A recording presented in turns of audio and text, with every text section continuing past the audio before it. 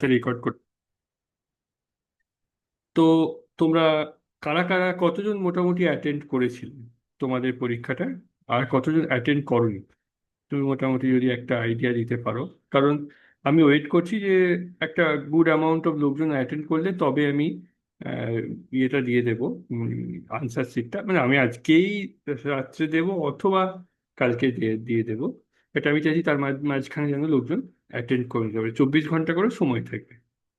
তো যেরকম ভাবে হচ্ছে আমি বলতে চাই, বলবো এবার আমাদের ক্লাসটা এইভাবে এবার কিরকম হবে না, টোটাল তিনটে হবে। একদিন থাকবে মক টেস্টের জন্য, ওটা আমি ডেটটাও ফিক্স করে দেবো, ফিক্সই করে দেবো, আর সারপ্রাইজ দেওয়ার দরকার নেই। একদিন মক টেস্ট হবে, একটা ইভেন্ট 1 ঘন্টা, আর বাকি 2 দিন ক্লাস যেমন হয় হবে। ঠিক আছে? এবার যেটা ব্যাপার সেটা হচ্ছে, ধরে নাও মক টেস্টটা একটা গুড অ্যামাউন্ট অফ চ্যাপ্টার হয়ে গেলে বিভিন্নভাবে চেঞ্জ করে করে হবে। এবার প্রত্যেকবারই যে 36টা কোশ্চেন হবে তার কোনো মানে নেই, ডিপেন্ড করছে, কোনোবার হয়তো বেশি হলো কোনোবার হয়তো কম হবে, এরকম করে হবে। এবার যেটা ব্যাপার সেটা হচ্ছে, আজকে আমি ভেবেছিলাম, যেহেতু আমরা ইউনিট 4টা শুরু করেছি, আজকে আমি ভেবেছিলাম ইউনিট 4 বি অ্যান্ড সি দুটোই শেষ করব। কিন্তু একটা জিনিস থেকে আমি ভাবলাম যে ঠিক আছে, আমরা একটু অন্যভাবে পড়বো। সেটা হচ্ছে যে তোমাদের অনেকেই আছো যারা হচ্ছে ফিজিক্স ব্যাকগ্রাউন্ডের লোকজন, হ্যাঁ। তো আমরা আজকে ইউনিট 4-এর বি আর সি তোমরা যদি দেখো তাহলে বুঝতে পারবে যে ইউনিট 4-এর বি বি আর সি মোস্টলি হচ্ছে তোমার অর্গ্যানিক কেমিস্ট্রিটা একটু বেশি আছে। বেশি নয়, মানে অর্গ্যানিক কেমিস্ট্রিটাই আছে পুরোটা, ওকে। তো এই কথাটা মাথায় রেখে আমি একটুখানি স্লো যাব, এবং পড়ানোর পরে আমি ইউনিট 4-এর বিটাই বেশি ফোকাস করব। কিন্তু পড়ানোর পরে বুঝবে, বা আমি তোমাদেরকে দেখাবো অ্যাকচুয়ালি আমি ইউনিট 4 বিটা শুধু যে কভার করছি তা নয়, আমি অনেক কটা মেকানিজম কভার করছি যেগুলো কিন্তু ইউনিট 7-এ অলরেডি আছে, সেগুলো কভার করছি। সো এই ক্লাসটা খুব ইম্পর্টেন্ট, তাহলে ইউনিট 4-এটা যে 4 বিটা যে শুধু কভার করবো তা নয়, আমরা ইউনিট 4 বিটা কভার করবো, এবং এমন কিছু মেকানিজম কভার করবো যেগুলো তোমাদের ইউনিট 7 আছে, সেগুলো আমরা টাচ করবো না ইউনিট 7-এর সময়। পরিষ্কার? তোমাদেরকে আমি বারবার রেফার করব যে তোমরা ইউনিট, যারা ধরো দেখো নি মানে যারা হয়তো পরে জয়েন করবে, বা হয়তো যারা আজকে ক্লাসটা মিস করছো সামথিং কোনো একটা কারণে, তাদেরকে আমি রেফার করবো যখন তোমরা এসে ব্যাক করে এই ক্লাসটা দেখে নেবে। মেকানিজম বলে এই জিনিসগুলো, এটা এই জন্য একটু মন দিয়ে করবে এবং একটু ভালো করে বোঝার চেষ্টা করবে। এটা হয়তো এখনো অব্দি যারা দেখেছিলে মোস্টলি তো ফিজিক্স ব্যাকগ্রাউন্ডের লোকেদের কাছে খুব একটা অসুবিধা হবে না, কারণ atomic structure, Bohr theory, periodic টেবিলটা ছাড়া এতে তো অনেকটা রিলেটেড জিনিসপত্র ছিল। নিউক্লিয়ার কেমিস্ট্রি, এটা ফার্স্ট অর্ডার রিয়াকশন, এগুলো সবই তো মোটামুটি রিলেটেড, রাইট? তো খুব একটা অসুবিধা, এইটা একদম পিওরি একটু ডিফারেন্ট, বুঝতেই পারছো। মেনলি কোর কেমিস্ট্রি লোকজনের কাছে সুবিধা। তো সেই, আর অনেকেই জিজ্ঞেস করছো আমাকে। হ্যাঁ, তার আগে একটা কোয়েশ্চেন ক্ল্যারিফাই করে দিই। আমার একটু কনফিউশন, একটা কোয়েশ্চেন দেখবে দেখা ছিল যে N2CO F2 এদের মধ্যে কার বন্ড এনার্জি বেশি। প্রথম কথা হচ্ছে, যাদের ডবল বন্ড আছে তাদেরকে তো তুমি প্রথমেই বাদ দিয়ে দিচ্ছ, ডবল বা সিঙ্গেল বন্ড, তারা তো বেশি স্টেবল নয়। এবার যাদের ট্রিপল বন্ড আছে, যেমন ধরো নাইট্রোজেন আর CO, দুজনেরই ট্রিপল বন্ড আছে, এরা তো হচ্ছে, তার মানে বাকি দুজনের থেকে এরা প্রথমে এগিয়ে এলো, এদের বন্ড এনার্জি বেশি হবে। মানে কিভাবে ভাববে সেটাই বলছি, প্রথমে সিঙ্গেল বন্ডগুলো বাদ গেলো, তারপর ডবল, তো ট্রিপল গুলো পড়ে রইলো। এবার ট্রিপলের মধ্যে নর্মালি কোভ্যালেন্ট বন্ড সবসময় শক্ত হয়, যেটা আমরা আগেও বলেছি, যে এই ডায়মন্ডের একটা এক্সাম্পল দিয়েছিলাম, বলেছিলাম যে কোভ্যালেন্ট বন্ডগুলো শক্ত হয়। এবার এখানে হয় কি, নাইট্রোজেন তো গ্যাস ফর্মে আছে, এখানেই একটা ট্রিক, যেটা মেন কারণ। নাইট্রোজেন গ্যাস ফর্মে আছে, তাহলে গ্যাসের মধ্যে কি হয়, গ্যাস যখন ফর্মে থাকে তখন গ্যাসের মধ্যে অণুগুলোর ডিস্টেন্স যথেষ্ট বেশি থাকে, এটাই আমরা আগের দিন আলোচনা করছিলাম। এবার কার্বন মনোঅক্সাইড যখন, না ওর একটা তো ডাইপোল মোমেন্ট আছে, এবার অণুগুলো দূরে থাকলেও কম্পেয়ার টু N2, কার্বন মনোঅক্সাইডের অণুগুলো একটু কাছাকাছি থাকে, কারণ ওদের মধ্যে ডাইপোল ডাইপোল একটা ইন্টারাকশন হয়। সেই কারণে কার্বন মনোঅক্সাইডকে C ট্রিপল বন্ড O এইটা ছাড়াও আরো একটু এক্সট্রা এনার্জির প্রয়োজন হয়, যেটা হচ্ছে ওদের মধ্যেকার যে ইন্টার মলিকুলার যে ইন্টারাকশন আছে ওগুলোকে ব্রেক করার জন্য। ওই জন্য ওদের এটা বেশি হয়। এটা আমি একটুখানি ভালো করে দেখলাম, কারণ আমি প্রথমে বলেছিলাম N2, অনেকেই তারপর বললো যে গুগলেও কার্বন মনোক্সাইড আছে, একদমই ঠিক। এটার উত্তরটা TCOই হবে, আর যদিও উত্তরটা TCOই দেওয়া ছিল। ঠিক আছে? এটা হচ্ছে ব্যাপার। আর বাকি যা কোয়েশ্চেন অ্যান্সার এগুলো আমি বলেছি, পরের একটা মক টেস্ট করার পরে আমি বাকি কোয়েশ্চেন অ্যান্সার গুলো তোমাদের করবো। একদিন একদিন অবশ্যই ডেডিকেটেডলি থাকবে শুধু কোয়েশ্চেন অ্যান্সার করার জন্য, অবশ্যই। ঠিক আছে? আর বাকি আমি বলবো অনেকের অনেক প্রশ্ন আছে, তোমরা ওই গ্রুপটার মধ্যে আলোচনা করো, দেখো সবারই কিছু কিছু ক্ল্যারিফাই হয়ে যাবে, বাট কিছু কোশ্চেন যেগুলো বাকি থাকবে সেগুলো তো আমি করবোই। ওকে, এবার আর কি মেইন টপিকটাতে। এখন অব্দি কারোর কোনো মানে অসুবিধা আছে? কারোর যদি কোনো অসুবিধা থাকে বলতে পারো, যে হয়তো মক টেস্ট নিয়ে কিছু বুঝতে অসুবিধা আছে, বা কিছু কারোর কিছু কোশ্চেন থাকলে আমরা এখন নিয়ে নেবো প্রথম 5 মিনিট। কিন্তু তোমাদেরকে তো বলতে হবে না যদি কারোর কিছু অসুবিধা থাকে। কোশ্চেন গুলোর অ্যান্সার শিট দিলে ভালো হয়। হ্যাঁ, ওটা তো দেবোই, অবশ্যই দেবো। আমি তো দেবো। আমি জাস্ট 24 ঘন্টা ওয়েট করছি যাতে করে, ধরো কালকেই তো দিয়েছিলাম, আজকে 24 ঘন্টা ওয়েট করছি যাতে করে আহ, মানে লোকজন, আরো লোকজন প্র্যাকটিস করার সময় পায়, right? সেই জন্য। হ্যাঁ এবার স্যার। হুম, বলো। হ্যাঁ স্যার, আমি ওই মক টেস্টের আমি বাড়িতে করছিলাম, মানে আমি টাইমে ওই এক্সাম ওটা ওপেন হয়নি বলে। তো ওখানে করতে গিয়ে যেটা ফেস করছি স্যার, ওই ম্যাথ প্রবলেম গুলো না, ওই মানে এমনি করতে গিয়ে যে অসুবিধা হচ্ছে, যেন ক্যালকুলেটর হলে সুবিধা হয়, কিন্তু ওখানে তো নিশ্চয়ই ক্যালকুলেটর অ্যালাউ করবে না। না না, দেখো, তাহলে দেখো কিছু কিছু জিনিসের যদি তোমরা বাড়িতে এখন ক্যালকুলেটর ইউজ করে করতে পারো, কারণ অনেক সময় ডিভাইড, মানে আমি আমি আমি যেরকম অঙ্কগুলো দিয়েছিলাম সেখানে ডিরেক্টলি তুমি মুখে মুখে হিসেব করতে একটু অসুবিধা, কিন্তু হ্যাঁ, ওই যে সেই 13.6 যে এনার্জি লেভেল ক্যালকুলেশন গুলো, ওর ইন্টু এ করে যেগুলো আছে হাইড্রোজেনের এগুলো। ঠিক বুঝতে পেরেছি, চেষ্টা করবে যতটা কম ইউজ করে করা যায় করতে, বাট কিছু কিছু ক্ষেত্রে দেখো, সব তো অত এইভাবে তো মানে ইয়ে করে দেওয়া যাবে না নাম্বারগুলো। নর্মালি আমি বলতে পারি যে কোশ্চেনগুলো আসবে যখন মানে পরীক্ষায়, সেগুলো দেখবে খুব হ্যাঁ। সহজেই তোমরা ভাগ বা গুণ করতে পারছো, যেটা হয়তো এখানে করতে একটু অসুবিধা হচ্ছে, সেটা কিন্তু আচ্ছা ওখানে খুব সহজেই করতে পারবে ভাগ বা গুণটা। মানে এমন আচ্ছা স্যার। একটা লগ 10 যেখান থেকে তুমি 1 পেয়ে গেলে, মানে লগ 2.8 বা লগ 3.4 আসবে না, যেখানে তোমাকে হ্যাঁ, সেই log 8 আসছে, মানে বুঝতে সেক্ষেত্রে পেরেছি। 3 log 2 আসছে, এবার ওখানে আবার 2 এর মানেগুলো বুঝতে পেরেছি। সবটা পয়েন্ট গুলো অসুবিধা লগ হচ্ছে। লগ 10 এলো বা লগ 100 এলো বা 10 টু দি পাওয়ার সামথিং এলো, যেখান থেকে তোমরা খুব সহজেই করতে পারবে। এইটাই ঠিক বুঝতে পেরেছি কত কোশ্চেন। আচ্ছা, যদি লগ ঠিক টেন আছে। লগ 8ও আছে, তাহলে দেখবে হয়তো উত্তরে লেখা আছে লগ 8, মানে লগের টার্মে লেখা আছে তোমাকে। না, আপনি অপশনটা দিয়েছেন যে পূর্ণ গোটা সংখ্যা একটা নাম্বার দিয়েছেন, না না তো না, ওটা একটু প্রবলেম হচ্ছে। ঠিক আছে, ওগুলো তোমরা ইউজ করবে ক্যালকুলেটর অবশ্যই, বা যতটা কম পারা যায় চেষ্টা করো কিছু কিছু কোশ্চেন। ঠিক আছে স্যার, এটাই ছিল। আচ্ছা। আর কারোর কোনো প্রশ্ন আছে? স্যার একটা কোশ্চেন ছিল। বলো। ওই কেমিক্যাল বন্ডিং এর যে প্র্যাকটিস সেটটা দিয়েছিলেন ওইখান থেকে, বলো বলো। ওই ডাইপোল ইনডিউসড ডাইপোল ইন্টারঅ্যাকশনস আর present in which of the following pairs, 23-এর যে কোশ্চেনটা ছিল ওই কোশ্চেনটা আমি বলবো অপশন গুলো। হ্যাঁ হ্যাঁ, একটু ইয়ে করো, বলো দেখি অপশনগুলো। আচ্ছা, বাকি বাকি কে, যারা কেউ কেউ কি করেছো এই উত্তরটা, মানে বাকি আর যারা আছো এখানে? আমি কোশ্চেনটাই ভুলে গেছি অ্যাকচুয়ালি।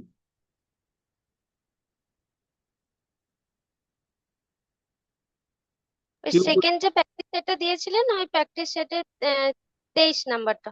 আচ্ছা, 1 সেকেন্ড দেখছি।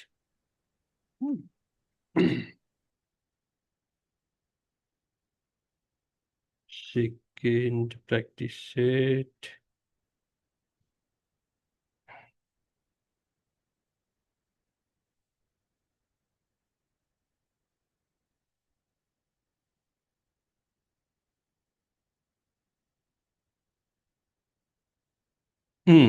বলো কোনটা? কোশ্চেন নাম্বার 23, তাই তো? দ্য অ্যাঙ্গেল হ্যাঁ। ওকে, বয়লিং পয়েন্টের কোশ্চেন না তো? তাহলে অন্য প্র্যাকটিস সেটটা, সরি। সরি, 23 নাম্বারটা। হ্যাঁ, 23 নাম্বারটা হচ্ছে, আচ্ছা বুঝতে পেরেছি, যে ডাইপোল ইন্টারাকশন আর present in which of the following pairs. Hmm তো ডাইপোল ইনডিউসড ডাইপোল, ঠিক আছে, তো HCl helium atom, SiF4 helium atom, H2O alcohol, আর হচ্ছে ক্লোরিন Cl2 CCl4। এটা কি উত্তর তোমরা করেছো বলো আগে? এই সিলটা তো হবে স্যার। HCl হিলিয়ামে কি করে ইনডিউসড করবে? মানে আমি বলতে চাইছি যে, জাস্ট আমি এখানে একটা আঁকি, তারপরে আমি পরে। স্যার কোশ্চেনটা স্ক্রিনে শেয়ার করলে ভালো হয়। আরে ওই জন্যই তো আমি বলছিলাম, বুঝতে পেরেছি, কিন্তু আমার কাছে তো কোশ্চেনটা এই মুহূর্তে নেই। যে এক সেকেন্ড ট্রাই করেছি যদি আমি পারি।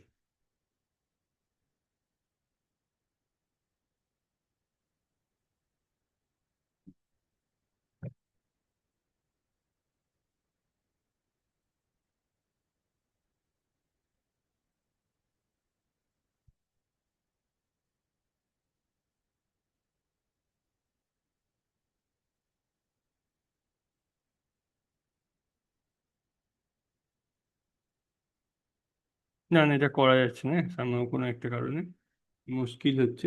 যাই হোক, কোশ্চেনটা হচ্ছে তোমাদের উম, বলছে যে ডাইপোল, মানে কোশ্চেনটা হচ্ছে ডাইপোল আর dipole induced dipole, dipole induced dipole এইটা কোন কোন সিস্টেমের মধ্যে প্রেজেন্ট। সে একটা অপশন যেটা তোমাকে দিয়েছে যে এইচসিএল হিলিয়াম, একটা অপশন দিয়েছে এইচসিএল, যারা করেছে তারা অবশ্যই এতক্ষণ বুঝতে পেরে যাওয়ার কথা, সরি। আর একটা অপশন দিয়েছে যে SiF4 হিলিয়াম, আর একটা অপশন দিয়েছে যে তোমার H2O অ্যালকোহল, অ্যালকোহল, আর একটা অপশন দিয়েছে যে তোমার Cl2 CCl4। বলো এটার মধ্যে কোনটাতে হবে, কোনটাতে ডাইপোল ইনডিউস ডাইপোল ইন্টারাকশনটা থাকবে। স্যার ওয়ানটাই তো হবে। দেখো প্রথম সব থেকে যেটা প্রথম কথা, আমার এইটা হবে না প্রথম কথা, কারণ ক্লোরিন ক্লোরিন এর মধ্যে তো ডাইপোলই নেই, রাইট? এর মধ্যে তুমি তো ডাইপোল পাচ্ছই না। এই CCl4 এর মধ্যেও কোনো ডাইপোল নেই। তাহলে ডাইপোল একটাই তো ডাইপোল থাকবে, তারপর ডাইপোল ডাইপোল ইনডিউস থাকতে হবে। তাহলে এইটা আমার হলো না। সিলিকন বি, এই অপশনটাও আমার হবে না, রাইট? দুটো অপশন চলে গেলো, কারণ এটা সিমিট্রির জন্য এদের মধ্যে কোনো রকম ডাইপোলই নেই। তাহলে আমার পড়ে থাকছে যে HCl হাইড্রোজেন আর H2O অ্যালকোহল, রাইট? এবার HCl হাইড্রোজেন যারা বলছো, HCl এ অবশ্যই আমাদের ডাইপোল মুভমেন্ট আছে, একদমই সত্যি, ডেল্টা মাইনাস ডেল্টা প্লাস, আর তোমার হিলিয়াম, ঠিক আছে। এইবার আমাকে বলো তোমরা একটা কথা, যে কিভাবে এর উপরে ইনডিউস ডাইপোল ক্রিয়েট করবে। একটা অ্যাটমের উপরে কি শুধু ক্রিয়েট করতে পারে? হিলিয়াম তো একটাই অ্যাটম থাকবে। এটা ডাইপোল ক্রিয়েট করতে গেলে ধরো এ একটা ডাইপোল, এর উপরে ইনডিউস করবে, মানে কি, ধরো এর কাছে এটাকে আছে, এটাকেও হয়তো ডেল্টা প্লাস করলো, কারণ এর ইলেকট্রন ডেন্সিটিটাকে জানলো। কিন্তু সিমিলারলি এর দূরের যেটা থাকবে সেটাকে তো ডেল্টা মাইনাস করতে হবে, তবেই না এটা হবে, রাইট? তাহলে তো এখানে ডাইপোল মোমেন্ট ইনডিউস করার কোনো প্রশ্নই থাকছে না, এটা একটা অ্যাটম বলে, রাইট? তাহলে H2O অ্যালকোহল, H2O তে অলরেডি আমরা জানি ডাইপোল মোমেন্ট প্রেজেন্ট আছে, অ্যালকোহলও ডাইপোল মোমেন্ট প্রেজেন্ট আছে, কিন্তু দুজনের মধ্যে ডাইপোলও ক্রিয়েট থাকবে, আবার ইনডিউস ডাইপোল মোমেন্টও ক্রিয়েট হবে, অ্যালকোহলের মধ্যে ইনডিউস ডাইপোল মোমেন্টও ক্রিয়েট হবে। মানে একজন আরেকজনকে ইনফ্লুয়েন্স করবে, মানে ধরো এইটাতে ধরো করলো, আর ধরে নাও আমি এখানে অ্যালকোহল হিসাবে ধরছি C2OH, C2OH, এখানে এর সঙ্গে একটা হাইড্রোজেন বন্ডিং ফর্ম করবে। তাহলে এই হাইড্রোজেন বন্ডিং ফর্ম করার জন্য এর ওপরে একটা ইনডিউস ডাইপোল মোমেন্ট ক্রিয়েট হবে, বোঝা গেল? আর এর অরিজিনালি ডাইপোল মোমেন্টও আছে। তাহলে এর উত্তরটা হবে তোমার H2O অ্যালকোহল অ্যারেড। পরিষ্কার? আচ্ছা স্যার, বলছিলাম যে ডাইপোল ইন্টারাকশন মানে হচ্ছে একটা পোলার মলিকিউল আর একটা নন পোলার মলিকিউল, এদের মধ্যে উইক অ্যাট্রাকশন থাকবে, এটা হ্যাঁ, কি? হ্যাঁ, একদমই ঠিক। মানে একটা পোলার মলিকিউল একজন নন পোলারকে তোমার ইনডিউস করে দিয়ে ডাইপোল ক্রিয়েট করতে পারে, এটাই হচ্ছে কথা। কিন্তু এখানে তো হ্যাঁ। পোলার কিছুই নেই, সরি, এখানে তো নন পোলার, দুটোই পোলার মলিকিউল, রাইট? আলটিমেটলি এখানের সঙ্গে যদি, এর সঙ্গে যদি কোনো ক্লোরিন বা কিছু একটা দিত, এটাও উত্তর হওয়ার হতো, কারণ তার উপরে তখন ও ক্রিয়েট করার চেষ্টা করতো। কিন্তু এখানে শুধু হিলিয়াম গ্যাসটা দিয়েছে, হিলিয়াম তো একটাই অ্যাটম থাকবে, তাহলে ওর উপরেও কি করে ক্রিয়েট করবে, ইন্ডাকশনটা কি করে ক্রিয়েট করবে, রাইট? মানে কোনো ডাইপোল, ইনডিউস ডাইপোল তখনই ক্রিয়েট হবে, ডাইপোল মানে কি, যে একটা ডিস্টেন্সের মধ্যে ডেল্টা প্লাস আর ডেল্টা মাইনাসের সেপারেশন থাকতে হবে, তাতে মানে একটাই অ্যাটম আছে, বোঝা গেল? কিন্তু স্যার ইয়ে তো নিউট্রাল তো নয়, অ্যালকোহল তো পোলার, H2O পোলার। হ্যাঁ, বুঝতে পেরেছি তোমার কথা। তুমি এটা বলছো, আমি আমি কি কথাটা বললাম, যে ইনডিউস ডাইপোল ইনডিউস ডাইপোল পোলারের ওপরও ক্রিয়েট হতে পারে, নন পোলারের ওপরও ক্রিয়েট হতে পারে। যেটা মাত্র জিজ্ঞেস করলো, আমি বললাম যে যদি ধরো আমার একটা পোলার মলিকিউল আছে, ধরে না আমি ওই স্ট্রাকচারটা পোলার মলিকিউল, রাইট? এবার এর জন্য ধরে নাও আমি বললাম যে এর হচ্ছে যে এই এই দিক বরাবর আমাদের যেরকম কেমিস্ট্রিতে লেখা হয়, ধরো আচ্ছা টোটাল ধরে নাও আমি লিখলাম যে এই দিক বরাবর ওর হচ্ছে একটা ডাইপোল মোমেন্ট আছে ওয়াটারের ক্ষেত্রে, রাইট? এবার এই ডাইপোল মোমেন্টের জন্য পাশে আর একটা এমন মলিকিউল থাকতে হবে যেখানে, ধরে নাও একটা এরকম মলিকিউল আছে যেখানে এইটার জন্য, এটা এটা মানে কি হয়, নেগেটিভ, এটা মানে প্লাস হয়। তাহলে এইটার জন্য এখানে মলিকিউলটা হলে এখানে প্লাস আর এখানে নেগেটিভ হবে, যার জন্য এটাও একটা ডাইপোল হবে। এবার মলিকিউলের জন্য এখানে একটা সেপারেশন থাকতে হবে। তুমি হিলিয়াম অ্যাটমের সেপারেশনটা করবে কোথায়?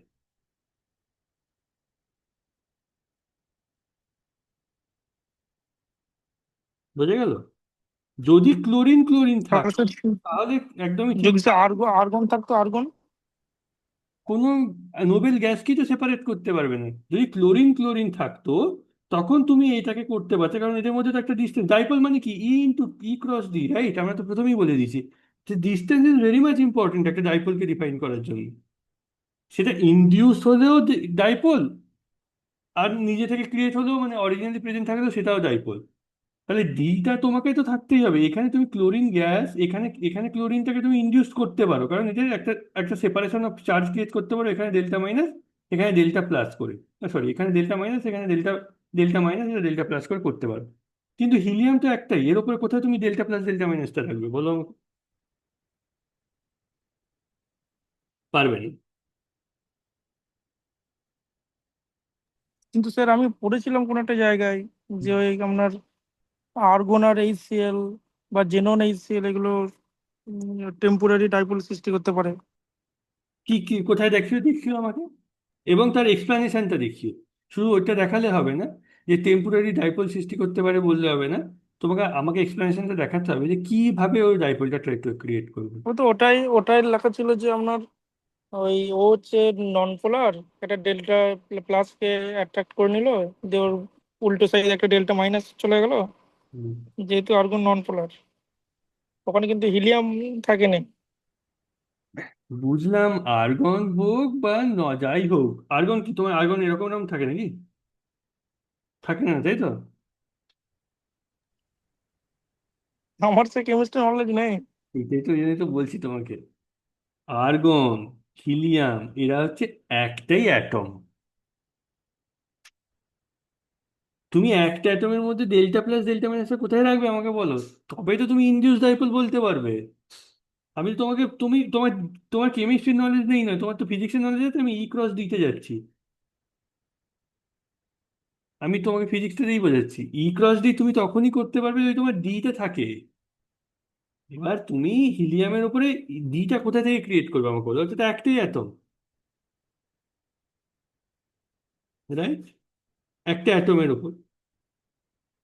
এইবার যদি ধরো কোনোভাবে এমন ভাবে এক্সাম্পল বা কিছু একটা থাকে যেখানে ধরো, আমি জানি না ওরা ওই রকম জিনিসটা কনসিডার করছে কিনা, যে হিলিয়াম হিলিয়াম হিলিয়াম এরকম পাশাপাশি আছে যেগুলো ওরা ক্রিয়েট করছে, ধরো এরকম গ্যাসিয়াস ফেজের মধ্যে এরকম অবস্থায় আছে ধরে নাও, এবং তোমার সেক্ষেত্রে H2 মলিকিউল একটা আছে বা যার একটা ডাইপোল মোমেন্ট আছে এরকম, তখন ও এই হিলিয়ামের ওপর ডেল্টা প্লাস ক্রিয়েট করলো, ডেল্টা মাইনাস ক্রিয়েট করলো, করে একটা ইনডিউস ডাইপোল ক্রিয়েট করতে পারে, যা ঠিক আছে। কিন্তু এরকম একটা ডিস্টেন্সে থাকতে হবে, একটা অ্যাটমের ওপর কিন্তু হবে না। আর আমি যেহেতু নোবেল গাছ, আমি সেহেতু ধরছি এটা একটাই অ্যাটম। বুঝা গেল? হ্যাঁ স্যার, আমি আমি আসলে অন্য কনসেপ্ট ভাবছিলাম। সেটাই। আমি ভাবছিলাম যে আপনার ওই ডেল্টা প্লাস মানে ইলেকট্রনকে আকর্ষণ করার ক্ষমতা, তারপর এইচ সিএল এর মধ্যে যদি আমরা এরকম ভাবি যে এইচ প্লাস আর সিএল এর ইলেকট্রোনেগেটিভিটি একটু বেশি, হুম। হয়তো হিলিয়াম থেকে একটা ইলেকট্রনকে সামান্য একটু টেনে নিল, দিয়ে তাহলে সিএলটা ডেল্টা মাইনাস হয়ে গেল, আর হিলিয়ামের সামনের সাইডটা ডেল্টা প্লাস আর অপোজিট সাইডটা ডেল্টা মাইনাস হয়ে গেল। তাহলে তুমি বলছো HCl, আর ধরে নাও তোমার এখানে হিলিয়াম আছে, তাহলে এটাকে বলছো ডেল্টা মাইনাস, সরি এটা ডেল্টা মাইনাস ডেল্টা প্লাস, আর তোমার কথা অনুসারে এটা আমি ধরে নিলাম ডেল্টা প্লাস প্লাস সামথিং কিছু একটা, যে তুমি বলছো এরকম কিছু একটা হ্যাঁ তৈরি। স্যার। কারেক্ট, ওকে, ঠিক আছে, হতে পারে। এইবার হচ্ছে আমার কোশ্চেনটা, এটা একটা, এটা একটা হতে পারে তুমি যেটা বলছো, ঠিক আছে। সেকেন্ড আমার যে কোশ্চেনটা, তাহলে এ কি দোষ করলো? সরি, যে এ অ্যাকচুয়ালি একটা হাইড্রোজেন বন্ড ফর্ম করছে, এ আর মানে ধরো যে কোনো একটা অ্যালকোহল, তো এ তো অনেক বেশি স্ট্রং ইনডিউস ডাইপোল প্রিভেন্ট করবে, কারণ এই যে ডিস্টেন্সটা তুমি যদি দেখো, কারণ সব থেকে মানে এই দুটোর যদি কম্প্যারিজন আমি করি, কারণ এটা ডেল্টা মাইনাস, এটা ডেল্টা প্লাস, এর যে ডেল্টা প্লাসের ভ্যালু হবে এর ডেল্টা প্লাসের থেকে অনেক বেশি হবে, রাইট? তাহলে এটা আবার এখানে ডেল্টা মাইনাস অনেক স্ট্রং ডাইপোল মোমেন্ট ক্রিয়েট করবে, রাইট? হুম। এটাই বলবেন। হ্যাঁ স্যার, মানে এটা হচ্ছে এদের মধ্যে একটা হুম, মোটামুটি একটা ইন্টারমলিকিউলার ফোর্স অফ অ্যাট্রাকশন তৈরি করতে হবে, তাই তো? Exactly exactly. মানে আমি বলতে চাইছি যে তোমাকে এমন একটা করতে হবে, যেমন ইনডিউস ডাইপোল মোমেন্ট নর্মালি কিভাবে কিভাবে বলে না, ধরে নাও তোমার কোনো একটা, যেটা মানে যেটা মেইন যে ডেফিনেশনটা, ধরো তোমার কোনো একটা সিস্টেম আছে যে হয়তো নিজে নিজে ডাইপোল মোমেন্ট তৈরি করতে পারলো না, কিন্তু পাশে একটা ডাইপোল মোমেন্টের প্রেজেন্টের জন্য তার মধ্যে একটা স্ট্রং ডাইপোল ক্রিয়েট তৈরি হলো। এবার এই ইনডিউস ডাইপোল মোমেন্টটা নন পোলারের ক্ষেত্রেও হতে পারে, আবার যার ধরো তৈরি হয়েছে এর ক্ষেত্রেও হতে পারে স্ট্রংলি, রাইট? এইটি ঠিক আছে, যদি এটা তোমাদের কারোর কোনো কোনো বইয়ে পাও এবং উইথ এক্সপ্লানেশন, যেটা ধরো এরকম ভাবে লেখা আছে যে এটা, কারণ তুমি একটা অ্যাটমের উপর তো ডাইপোল মোমেন্ট ক্রিয়েট করতে পারবে না, রাইট? এটাই। এবার আমি আছি আজকে। স্যার একটা কথা বলবো। হুম, বলো স্যার বলো। আগের ক্লাসটা আমি করতে পারিনি কেমিক্যাল বন্ডিং এর। আজকের ক্লাসটা করতে কি আমার অসুবিধা হবে, মানে না, ওটার সাথে তো মিশতে না, আগে? না, আমি বলবো অ্যাটমিক স্ট্রাকচারের ক্লাসটা যদি না করে থাকো ওটা আগে করো, তারপরে কেমিক্যাল বন্ডিংটা করো, এটাই। অ্যাটমিক স্ট্রাকচার করেছি, সবগুলোই করেছি স্যার, লাস্ট ক্লাসটা করতে পেরেছিলাম না। ঠিক আছে, ওটা কোনো অসুবিধা হবে না। ঠিক আছে। এবার ইন্ডাকটিভ এফেক্টে আসি, ঠিক আছে? ইন্ডাকটিভ এফেক্ট জিনিস এই দেখো, এইমাত্র যেটা আমি বললাম সেটাই ইন্ডাকটিভ। এতক্ষণ ধরে যেটা বললাম এটা একটা খুবই ইম্পর্টেন্ট ডিসকাশন, আমার মনে হয় এই জন্য আমাদের আর খুব বেশি ইয়ে করার দরকার হবে না। ব্যাপারটা হচ্ছে যে ধরো কোনো একটা মলিকিউলের মধ্যে অলরেডি একটা ডাইপোল আছে, এই যেমন এইটা ধরে নাও সি আর এফ, তাই তো? এই মধ্যে একটা ডাইপোল থাকবে, কেন না এই ডেল্টা মাইনাস এই ডেল্টা প্লাস হবে, কি জন্য না এদের মধ্যে একটা ইলেকট্রোনেগেটিভিটি ডিফারেন্স থাকে। এইবার এ যে ইলেকট্রনটাকে টানছে ডেল্টা প্লাস হচ্ছে, তাহলে এ তো অলরেডি প্লাস, তাহলে এও তো এর পাশের কার্বন থেকে কিছু ইলেকট্রন ডেন্সিটি টানবে, এও টানবে, মানে একটা চেন ওয়াইজ প্রোগ্রেশন হবে, রাইট? এইটাকে বলে ইন্ডাকটিভ এফেক্ট। এইমাত্র এটা তোমরা এইমাত্র এটা আলোচনা করছিলে, এই যে চেন ওয়াইজ যে প্রোগ্রেশন হলো, এবার তুমি যদি আলটিমেটলি এর টোটাল ডাইপোল মোমেন্টটা ক্যালকুলেট করতে যাও, সেটা কিন্তু অনেকটা বেশি হবে। কেন বলো তো? শুধু যে এইটুকুর মধ্যে সীমাবদ্ধ তা তো নয়, এই ডেল্টা প্লাস মাইনাস এই ডেল্টা প্লাস হয়ে আছে, বা বা বা এই টোটাল এদের যে একটা রেজাল্টেন্ট তুমি যদি নাও, তাহলে হয়তো হয়তো এইরকম জায়গায় কোথাও একটা ডেল্টা মানে প্লাস চার্জটা থাকবে, আর এরকম জায়গায় হয়তো একটা নেগেটিভ চার্জটা থাকবে। তাহলে ই ক্রস ডি এই ফর্মুলাতে গেলে তাহলে আমার ডিটা বেড়ে যাচ্ছে, তাহলে আমার ডাইপোল মুভমেন্টটা বাড়বে। বোঝা গেল? পরিষ্কার?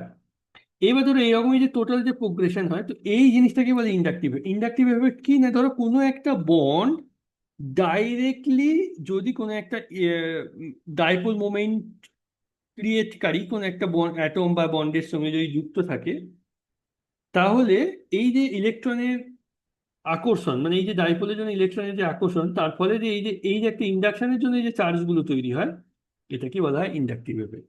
এবং মনে রাখবে এটা খুব পার্মানেন্ট এফেক্ট, এটাই হচ্ছে মেইন ডেফিনেশন। কেন? কারণ এ তো সবসময় প্রেজেন্ট থাকবে, তাহলে এই যদি ডেল্টা মাইনাস হয় তাহলে এ সবসময় ডেল্টা ডেল্টা প্লাস এইটা হয়ে থাকবে। এবার একটা ইম্পর্টেন্ট কথা বলে রাখি, মনে রাখবে যে এর মাথায় যে চার্জটা তৈরি হবে তার যে ভ্যালু, মানে তার যে অ্যাবসলিউট ভ্যালু, সেটা কিন্তু সবসময় এর থেকে বা এর থেকে বেশি হবে। পরিষ্কার? কারণ এ যেভাবে একে টানবে, এর ইলেকট্রনকে টানবে, এ তো সেইভাবে একে টানবে না, যদিও এ প্লাস হয়ে আছে, বাট সেইভাবে তো ইলেকট্রন ডেন্সিটি টানবে না, রাইট? কম্পারেটিভলি কম এর থেকে টানবে, তাহলে এই জন্য এর চান্সটা হবে। আবার এ আরো কম্পারেটিভলি কমে টানবে, সেই জন্য এই জিনিসটা হয়। এবার কেন আমরা ইলেকট্রন ডেন্সিটি ইন্ডাকটিভ এফেক্ট দেখতে পাই না? Due to the bond polarity বা ডাইপোল মোমেন্ট বা বন্ড পোলারিটির জন্য আমরা কিন্তু এখানে ইন্ডাকটিভ এফেক্টটা দেখতে পাই। বোঝা গেল? পরিষ্কার? সিএফ এটা, এটা হচ্ছে এবার ইন্ডাকটিভ এফেক্ট তোমার হচ্ছে মানে এই ধরো এটা ডেল্টা ক্রিয়েট করে, এটা ডাইপোল তৈরি করলে এই ডাইপোলের জন্য এই পুরো এফেক্টটা এখান থেকে এই ইলেকট্রন যায়, এটাই হচ্ছে ইন্ডাকটিভ এফেক্টের মেইন কারণ। এবার ইন্ডাকটিভ এফেক্টকে দুভাগে ভাগ করা যায়, একটা হচ্ছে প্লাস আই এফেক্ট আর একটা হচ্ছে minus I. Plus I effect মানে কি, ধরো আমরা এখনো অব্দি বলে এমন ভাবে ভাবি, মানে আমাদেরকে নর্মালি ভাবতে বললে আমরা ভাবি যে এখানে একটা কোনো ইলেকট্রোনেগেটিভ অ্যাটম আছে এবং তার মাথায় নেগেটিভলি চার্জ হয়ে আছে, সেই ইলেকট্রনগুলোকে টানছে, বাকি কার্বনগুলো সব পজিটিভ চার্জ হয়ে আছে। কিন্তু উল্টোটাও তো হতে পারে, সেটাই হচ্ছে plus I effect. Plus I effect কি, যেখানে এমন কোনো একটা গ্রুপ আছে, ধরে নাও এমন কোনো একটা গ্রুপ আছে যে ইলেকট্রন দিচ্ছে, মানে বেসিক্যালি এর মাথায় ডেল্টা মাইনাস, এ আবার এই বন্ডের ইলেকট্রনটা এর মাথায় দিল delta minus, delta delta minus, আবার এর মাথায় এটা ইলেকট্রনটা দিল। এইটাকে বলা হয় প্লাস আই এফেক্ট। নর্মালি তুমি দেখবে যে কোনো আর, মানে ধরো নাও অ্যালকাইল টাইপের যদি কোনো গ্রুপ থাকে বা এই জাতীয় ধরো কোনো যদি গ্রুপ থাকে, তাহলে নর্মালি তুমি দেখবে যে এরা, বা ধরে নাও এমন কিছু গ্রুপ যাদের মধ্যে অনেক বেশি ইলেকট্রন ডেনসিটি আছে, মানে ইলেকট্রনের প্রাচুর্যতা অনেক বেশি, তারা কি করবে, তারা চাইবে যে ইলেকট্রনটা দিয়ে দিতে যাক। বা ধরে নাও এমন কিছু একটা, যেমন ধরে নাও আমি বলতে বলতে পারি যে আহ, তোমরা অনেকেই জানো যে এই গ্রিগনার্ড এজেন্ট, রাইট, আর এল আই, এরকম এরা, আমি জানি না তোমরা এটা দেখে দেবো না, বা আর এল আই এই ধরনের জিনিস যেগুলো থাকে, এরা কি করে, তো এটা সবসময় আর মাইনাস এটা প্লাস হয়ে থাকে, রাইট। এবার এখানে আমি আর লিখছি, ধরে নাও তোমার এরকম ব্যাপারটা আছে CH3CH2 Li এরকম হয়ে আছে, তাহলে এ প্লাস হবে, এ প্লাস ডেল্টা প্লাস হলো, এ ডেল্টা মাইনাস হলো, এ ডেল্টা ডেল্টা মাইনাস হলো, তাই এরকম হবে। আর এইটা তো খুব স্ট্যান্ডার্ড, এই যেটা আমি বললাম CLI বা CH, হ্যাঁ এই, আর এটা তো ভীষণ স্ট্যান্ডার্ড একটা এক্সাম্পল। এইটা হচ্ছে কি বলা হয়, সি কার্বনের সঙ্গে মেটালের ডাইরেক্ট বন্ড, ঠিক আছে। আর এটা হচ্ছে ধরো মাইনাস আই এফেক্ট, এটা আমি তো এইমাত্রই অলরেডি এক্সাম্পল দিলাম। এখানে এক্স মানে ধরো কোনো ইলেকট্রোনেগেটিভ অ্যাটম যে ইলেকট্রনগুলোকে টানছে, রাইট, যেমন COOH হতে পারে, NH3+।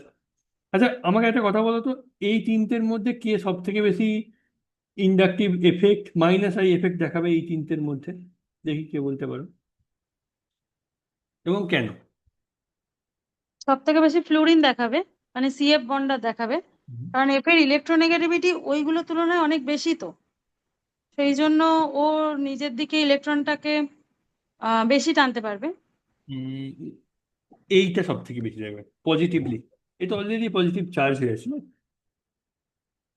ধরো কেউ যদি অলরেডি চার্জ থাকে, সে তো সব সব থেকে বেশি ইলেকট্রনটা নিজের দিকে টানবে, সব থেকে বেশি দেখাবে এ। হ্যাঁ হ্যাঁ হ্যাঁ, ঠিক ঠিক। এবার এই দুটোর মধ্যে এবার একটা কিছু কোয়েশ্চেন্স আছে, এই দুটোর মধ্যে, এই দুটোর মধ্যে নর্মালি এ বেশি দেখাবে, তারপর এ দেখানোর কথা, রাইট। কিন্তু এগেন আবার এখানে দুটো ব্যাপার আছে, এখানে C ডবল বন্ড ও, এখানে দুটো তোমার ও আছে, রাইট, C ডবল বন্ড ও, একটা দেখতে হবে এটা এদের দুটোর মধ্যে, বাট এইটা সবসময় উপরে যাবে, সব থেকে আগে যাবে, ঠিক আছে। এবার কোশ্চেনটা হচ্ছে কেন ইন্ডাকটিভ এফেক্ট ইম্পর্টেন্ট, এটা একটা ইম্পর্টেন্ট সব থেকে বড় প্রশ্ন, যেটা আমি ও আগে এই কোশ্চেনটা করতে। হ্যাঁ বলো, বলো। বলছি স্যার যে ই ভ্যারিজাস আপনি ডি করছেন, ওখানে ই বলতে স্যার কোন কোয়ান্টিটিটাকে বোঝাচ্ছেন? ধরো ভ্যারিসেস তো করিনি, তুমি ডাইপোল মোমেন্টের ডেফিনেশন, ডি করছেন স্যার ওটা? ডাইপোল মোমেন্টের ডেফিনেশনটাই বলছো? হ্যাঁ স্যার।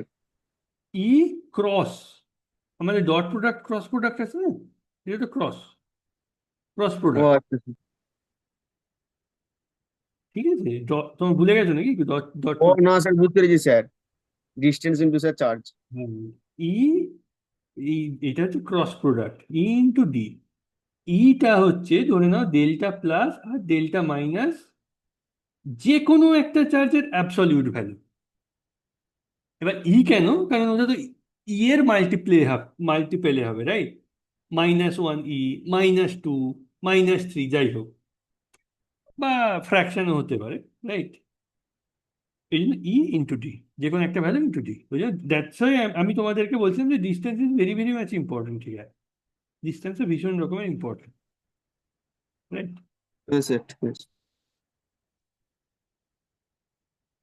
তো অ্যাপ্লিকেশন যেটা, সেটা ধরো A, B আর C আছে, রাইট, এখানে ধরো একটা ক্লোরিন আছে, এখানে একটা, বাট বাই দ্য ওয়ে, কারো যদি কোনো রকম কোনো কোয়েশ্চেন নিয়ে হতেই পারে, কোনো কোয়েশ্চেন বা কোনো একটা জিনিস নিয়ে হয়তো প্রবলেম থাকতেই পারে, বা হয়তো মনে হলো যে তোমাদের এটা উত্তর, অবশ্যই আমাকে জানিও, না আমি তো সব জানি না, কারণ এটা সব জানা তো ইয়েও নয়।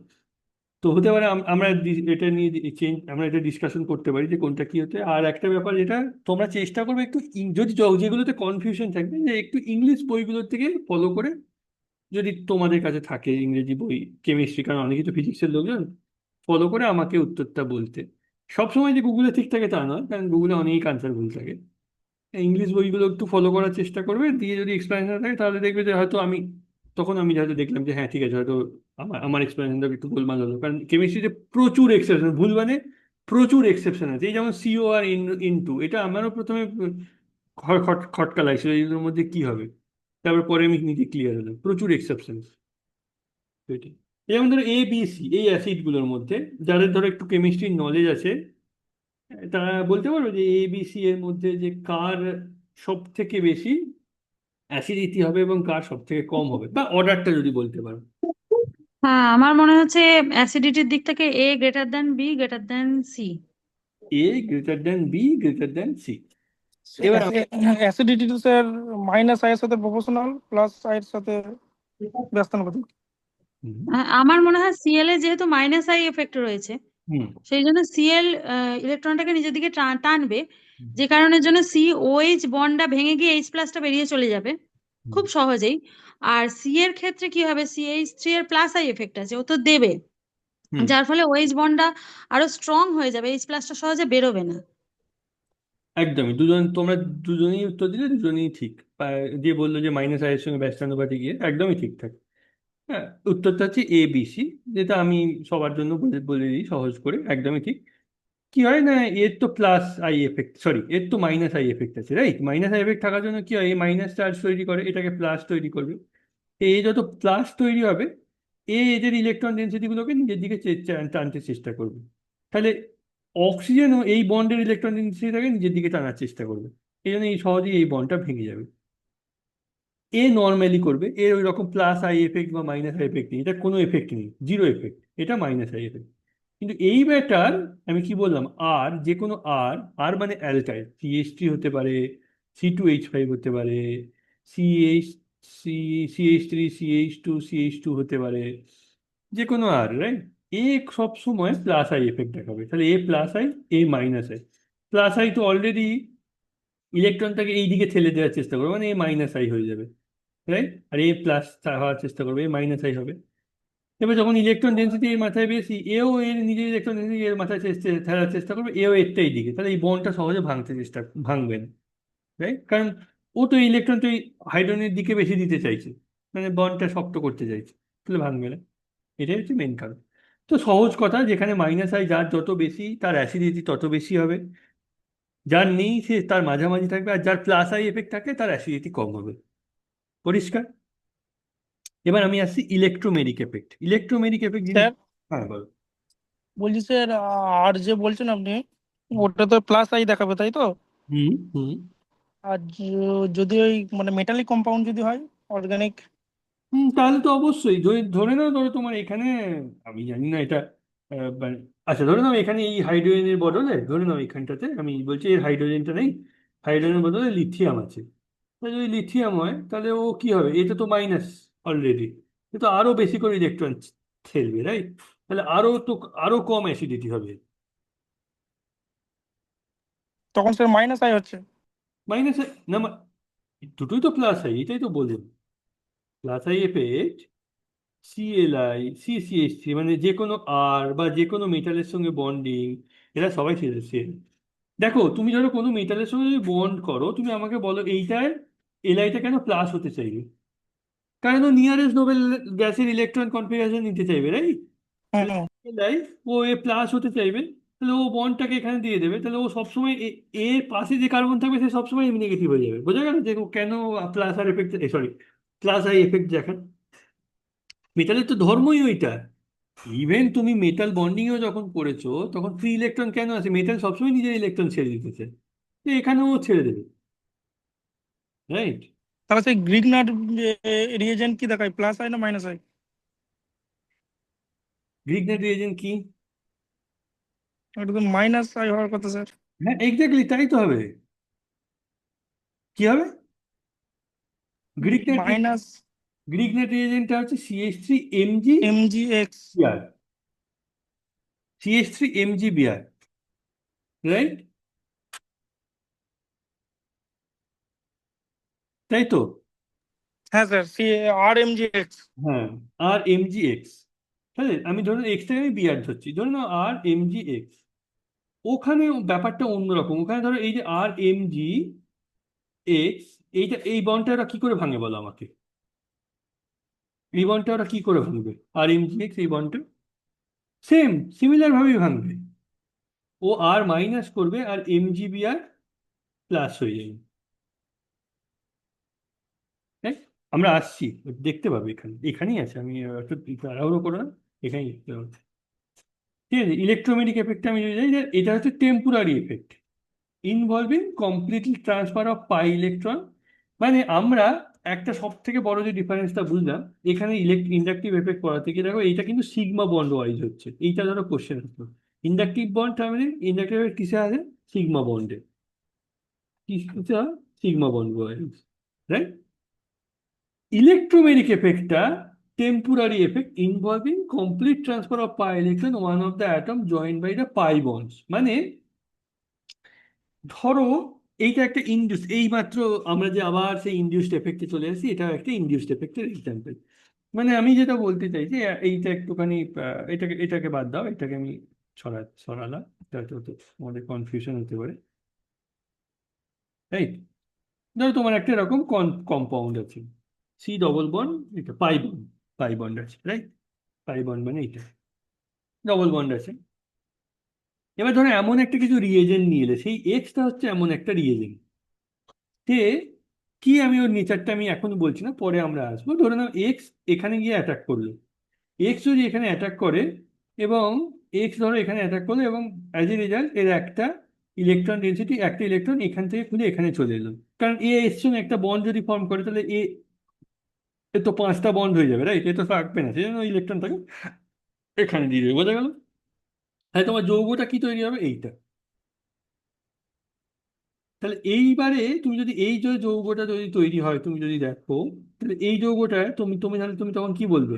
এই যৌগটাতে কি না, temporary effect involving complete transfer of pi electron to one of the atom joint by the pi bond, এইটাকেই বলছে তোমার একটা ইন্ডাকটিভ, সরি, একটা ইলেকট্রোমেরিক এফেক্ট, যেটা একটা রিয়েজেন্ট পাই বন্ডের কাছে আসার পরে তৈরি হয়েছে। কারণ তুমি যদি হিসেব করে দেখো, এটা মাইনাস হলে এ বেসিক্যালি কি করবে, ও, মানে এখানে ডাইপোল দিয়ে আমি ব্যাখ্যা করবো না, বাদ দাও, কারণ আবার কনফিউশন হয়ে যাবে নাহলে। তাহলে এটা একটা হলো। এবার ধরে নাও ওই বন্ডটা ইলেকট্রনটা আবার এখানে দিয়ে দিল, দিয়ে খুলে চলে গেল, তাহলে আবার এরকম তৈরি হয়ে গেল। মানে ব্যাপারটা হচ্ছে, রিয়েজেন্ট যখন আসবে তখনই ও পাই বন্ডটাকে শিফট করে এটা দেখাতে পারে, রিয়েজেন্টকে যখন তুমি ছেড়ে দেবে ও আবার যাকে তাই হয়ে যাবে। মানে এইটা, এই জন্যই কথাটা হচ্ছে টেম্পোরারি এফেক্ট। টেম্পোরারি কেন? এক্স থাকলে তবেই এটা আসবে, এই যৌগটা তৈরি হবে। এক্স যদি চলে যায়, তখন এই যৌগটা আবার সেই প্রথমটা আর সামনেটা মিলে যাবে। মানে এর মধ্যে কোনো রকম পার্মানেন্ট এফেক্ট একটা থাকবে না। বোঝা গেল? এই জন্য আমি এখানে লিখেছি difference between inductive and temporary. Inductive প্রথমে বললাম পার্মানেন্ট, এটা টেম্পোরারি, যেই ফিরে চলে যাচ্ছে চলে যাচ্ছে। ইন্ডাকটিভ সিগমা বন্ডে হয়, ইলেকট্রনিক পাই বন্ডে। এই দুটো মেইন ডিফারেন্স মনে রাখবে। আর ইন্ডাকটিভ এফেক্টের ডাইরেকশন আছে, ইলেকট্রোম্যাগনেটিক এফেক্ট ডাইরেকশনলেস। কেন বলো তো? কেউ বলতে পারবে ইলেকট্রোম্যাগনেটিক এফেক্ট কেন ডাইরেকশনলেস?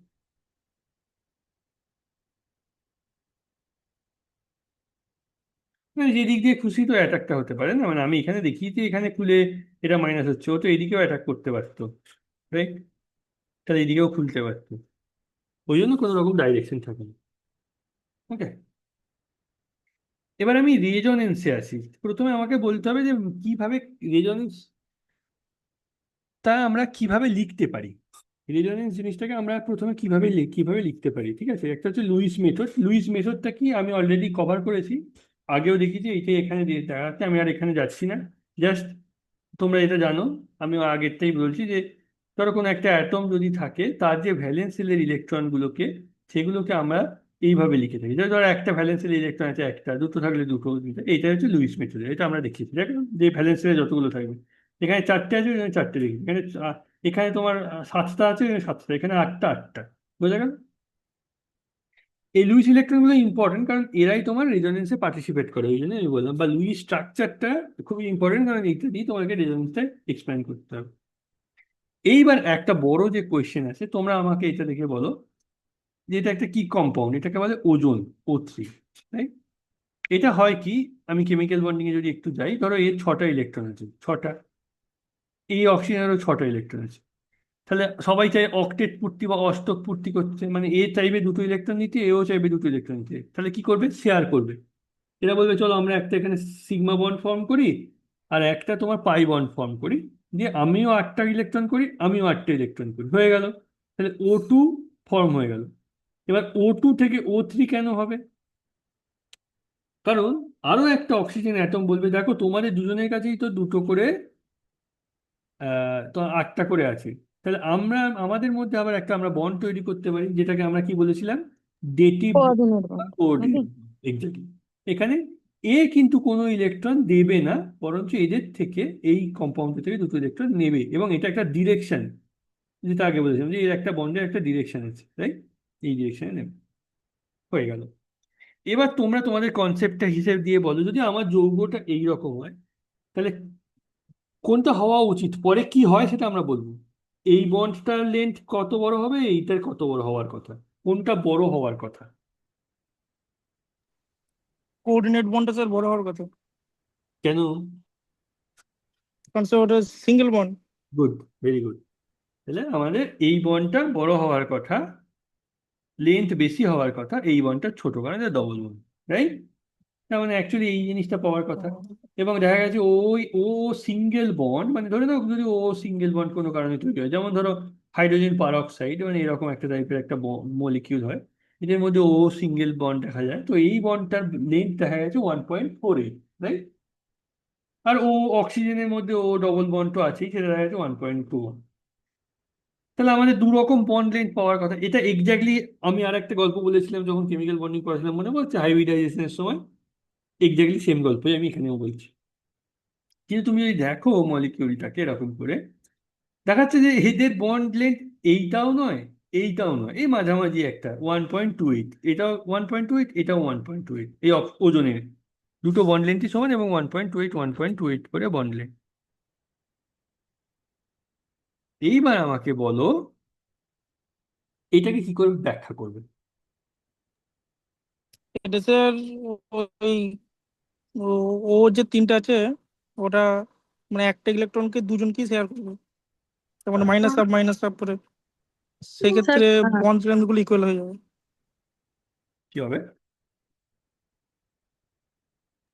মানে হিসেব মতো একদিকটা ডবল বন্ড, একদিকটা সিঙ্গেল বন্ড আছে, হুম।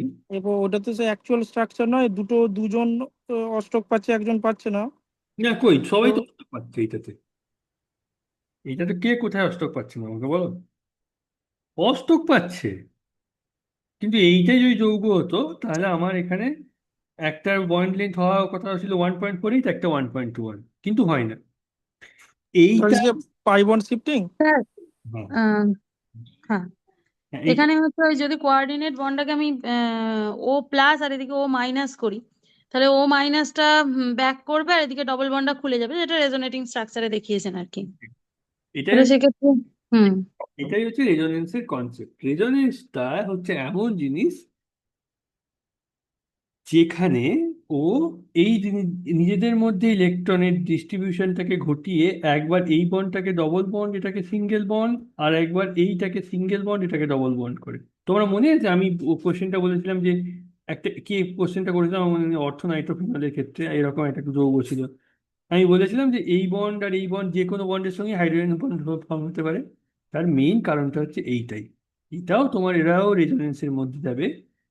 কে সিঙ্গেল কে ডবল সেটা কিন্তু কেউ ধরতে পারবে না। তো বেসিক্যালি যেটা হয়, এ ডবল বন্ড এ সিঙ্গেল হতে পারে, আবার এ সিঙ্গেল এ ডবল হতে পারে, দিয়ে আলটিমেটলি একটা এরকম টাইপের যৌগ হয়, মানে সেটা যেটা আমরা কল্পনা করি বা রেজোনেটিং স্ট্রাকচারে লিখি। আমরা বলি এখানে অক্সিজেন, এখানে অক্সিজেন আছে, আর এখানে একটা সিঙ্গেল বন্ড, এখানে একটা সিঙ্গেল বন্ড, আর এখানে একটা হাফটা সিঙ্গেল ডবল বন্ড, এখানে হাফটা ডবল বন্ড, একবার ডবল বন্ড এদিকে আসছে, একবার ডবল বন্ড এদিকে যাচ্ছে, রাইট? সেই জন্য এখানে আমি হাফ ধরছি, এখানে আমি হাফ ধরছি, এই জন্য ব্রোকেন বা ভাঙা ভাঙা লাইন দিয়ে আমি দেখিয়েছি। তাহলে এইখানেও বন্ড লেন্থ আমার 2 নয়, আমার হচ্ছে হাফ ওয়ান, সরি দেড়টা, আর এখানেও হচ্ছে 1/1.2, এখানেও দেড়টা, তাহলে দেড়টা দুটো।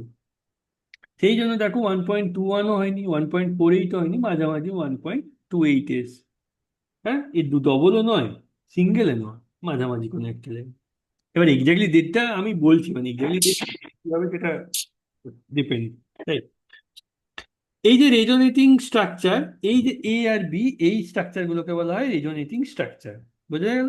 এইটাই হচ্ছে রেজোনেন্সের কনসেপ্ট। চলো এবার রেজোনেন্সের কিন্তু অ্যাকচুয়াল যে, কারণ যেহেতু তোমার এখানে এটা তো হতে পারে, এখানে হতে পারে, অ্যাকচুয়ালি রেজোনেটিং স্ট্রাকচারটা এইরকম হয়, মাঝামাঝি কোনো একটা জায়গায় হতে পারে, ওই যে জন্য তোমার বন্ডেন্টটা হয়। বুঝা গেল? এবার কোশ্চেনটা হচ্ছে rules of writing resonating structure, এটা একটু ভালো করে বোঝার চেষ্টা করবে। যে যে কোনো তোমাদেরকে হয়তো কোশ্চেন দিল, যে বিভিন্ন স্ট্রাকচার দিয়ে দিল, বললো যে এর মধ্যে কোনটা রেজোনেটিং স্ট্রাকচার হতে পারে, কোনটা হতে পারে না। প্রথম কথা হচ্ছে, যদি ধরো তুমি এরকম একটা ডবল বন্ড থাকে, তুমি এটাকে কোনোভাবেই ভেঙে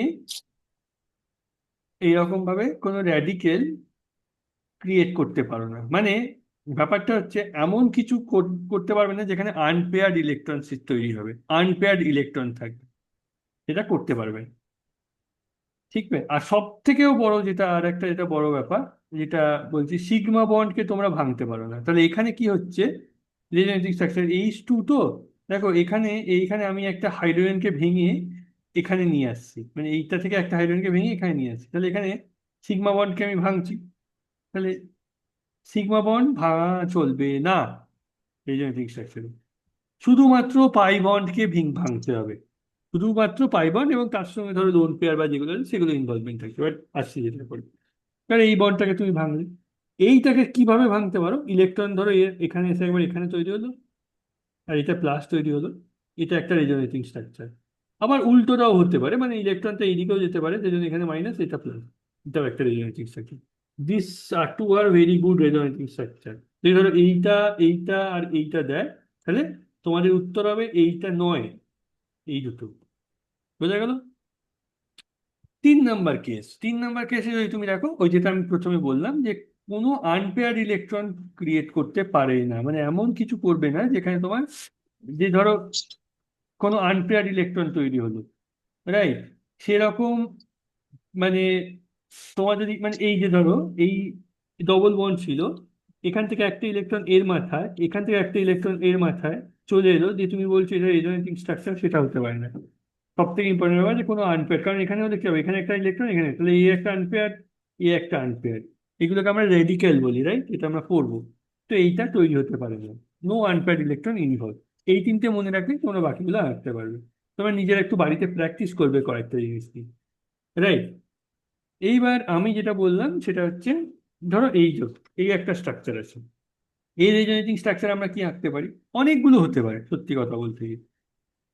তো ব্যাপারটা হচ্ছে, ধরে নাও আমি এখানে যেমন একটা দেখিয়েছি, যে এই মাথায় ইলেকট্রনটা এরকম চলে গেল, ধরো ধরো এই মাথায় ইলেকট্রনটা চলে, শুধু যদি এইটা হয়, এই মাথায় ইলেকট্রনটা চলে গেল, তাহলে এ মাইনাস হলো, এ হচ্ছে প্লাস হলো, এটা একটা হতে পারে, সেটা আমি দেখাইনি, না দেখাইনি। তাহলে ডেল্টা মাইনাস ডেল্টা প্লাস, বা ডেল্টা মাইনাস বলবো না, মাইনাস, এটা প্লাস, এটা একটা হতে পারতো। সেকেন্ডলি, এ মাইনাস হয়ে বসে রয়েছে, এ প্লাস হয়ে বসে রয়েছে, এই ইলেকট্রনটা এখানে চলে এলো, এ প্লাস হয়ে গেল, এইটা একটা স্ট্রাকচার, এটা একটা হতে পারে। তাহলে আমি একটা দেখাইনি আর একটা দেখিয়েছি, এটা একটা রেজোনেটিং স্ট্রাকচার। থার্ড পসিবিলিটি কি হতে পারে, এ প্লাস হয়েছিল, এ মাইনাস হয়েছিল, প্লাস হয়ে যখন আছে, তাহলে এর মাথায় দুটো লোন পেয়ার আছে, এই লোন পেয়ারটা এখানে এ পে করতে পারে, দিয়ে এ প্লাস হতে পারে। এটা একটা পসিবিলিটি। যতগুলো পসিবিলিটি হয়, আর একটা পসিবিলিটি কি হতে পারে, এইটা তোমার এইরকম দিকে এলো, এ যদি এখানে আসে, দিয়ে এই তোমার কি তৈরি হলো, মাইনাস, এ তাহলে প্লাস তৈরি হলো, এটাও একটা রেজোনেটিং স্ট্রাকচার। বুঝা গেল? এইটা হচ্ছে তোমার ব্যাপার। এবার তোমাদেরকে আমি বলবো,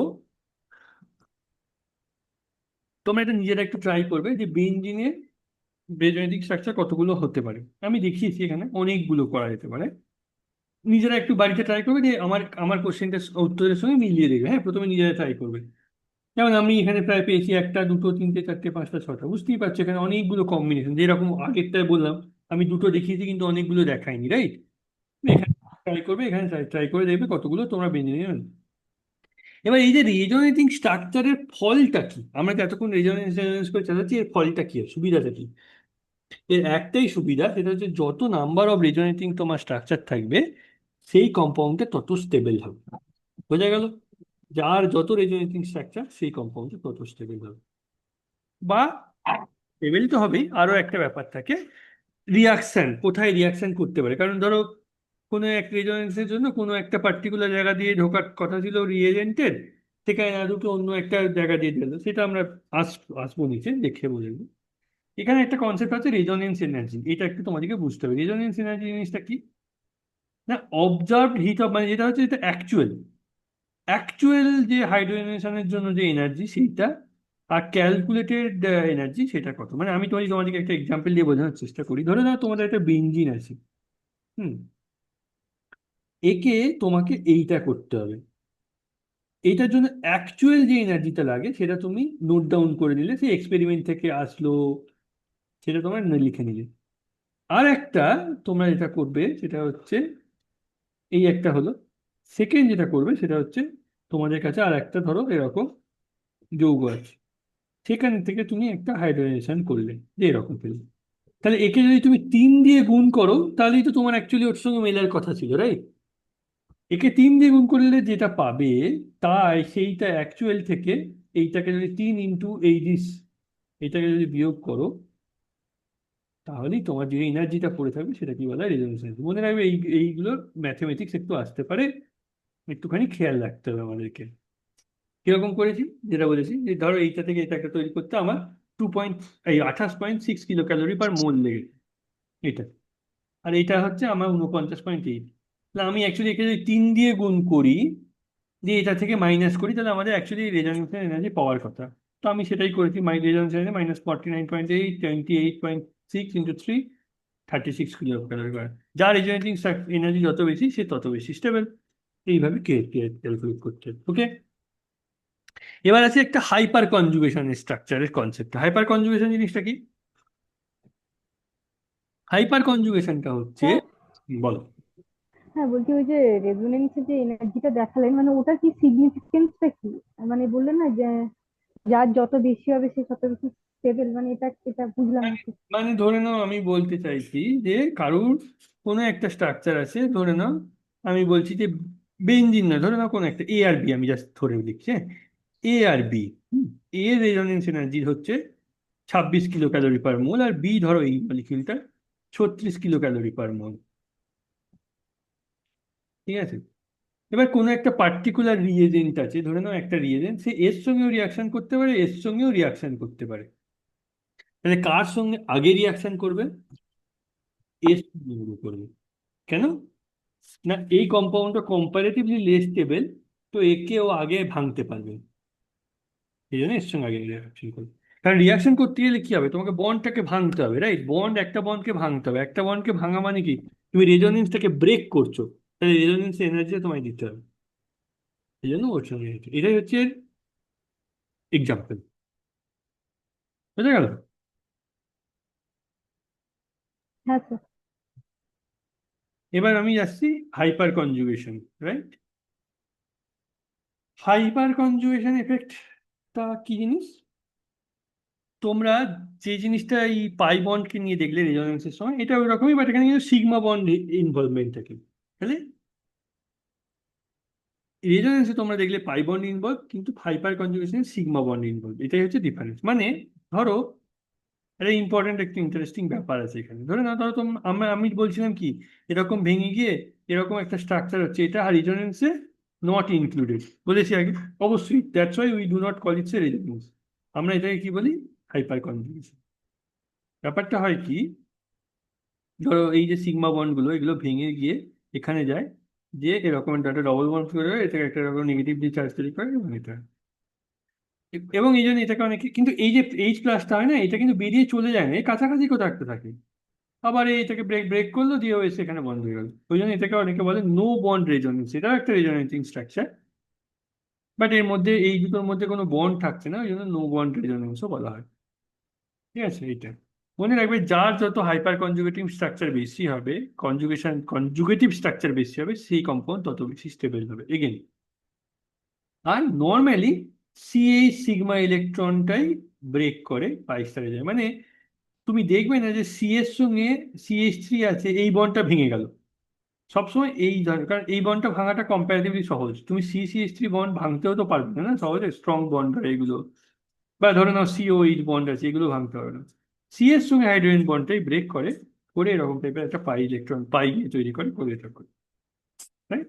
এইটাই হচ্ছে হাইপার কনজুগেশন। এবার হাইপার কনজুগেশন একটা খুব ইন্টারেস্টিং জিনিস আছে। আবার সেই ডাইপোল মোমেন্টের কনসেপ্টটা তো অ্যাকচুয়ালি ইন্টারেস্টিং।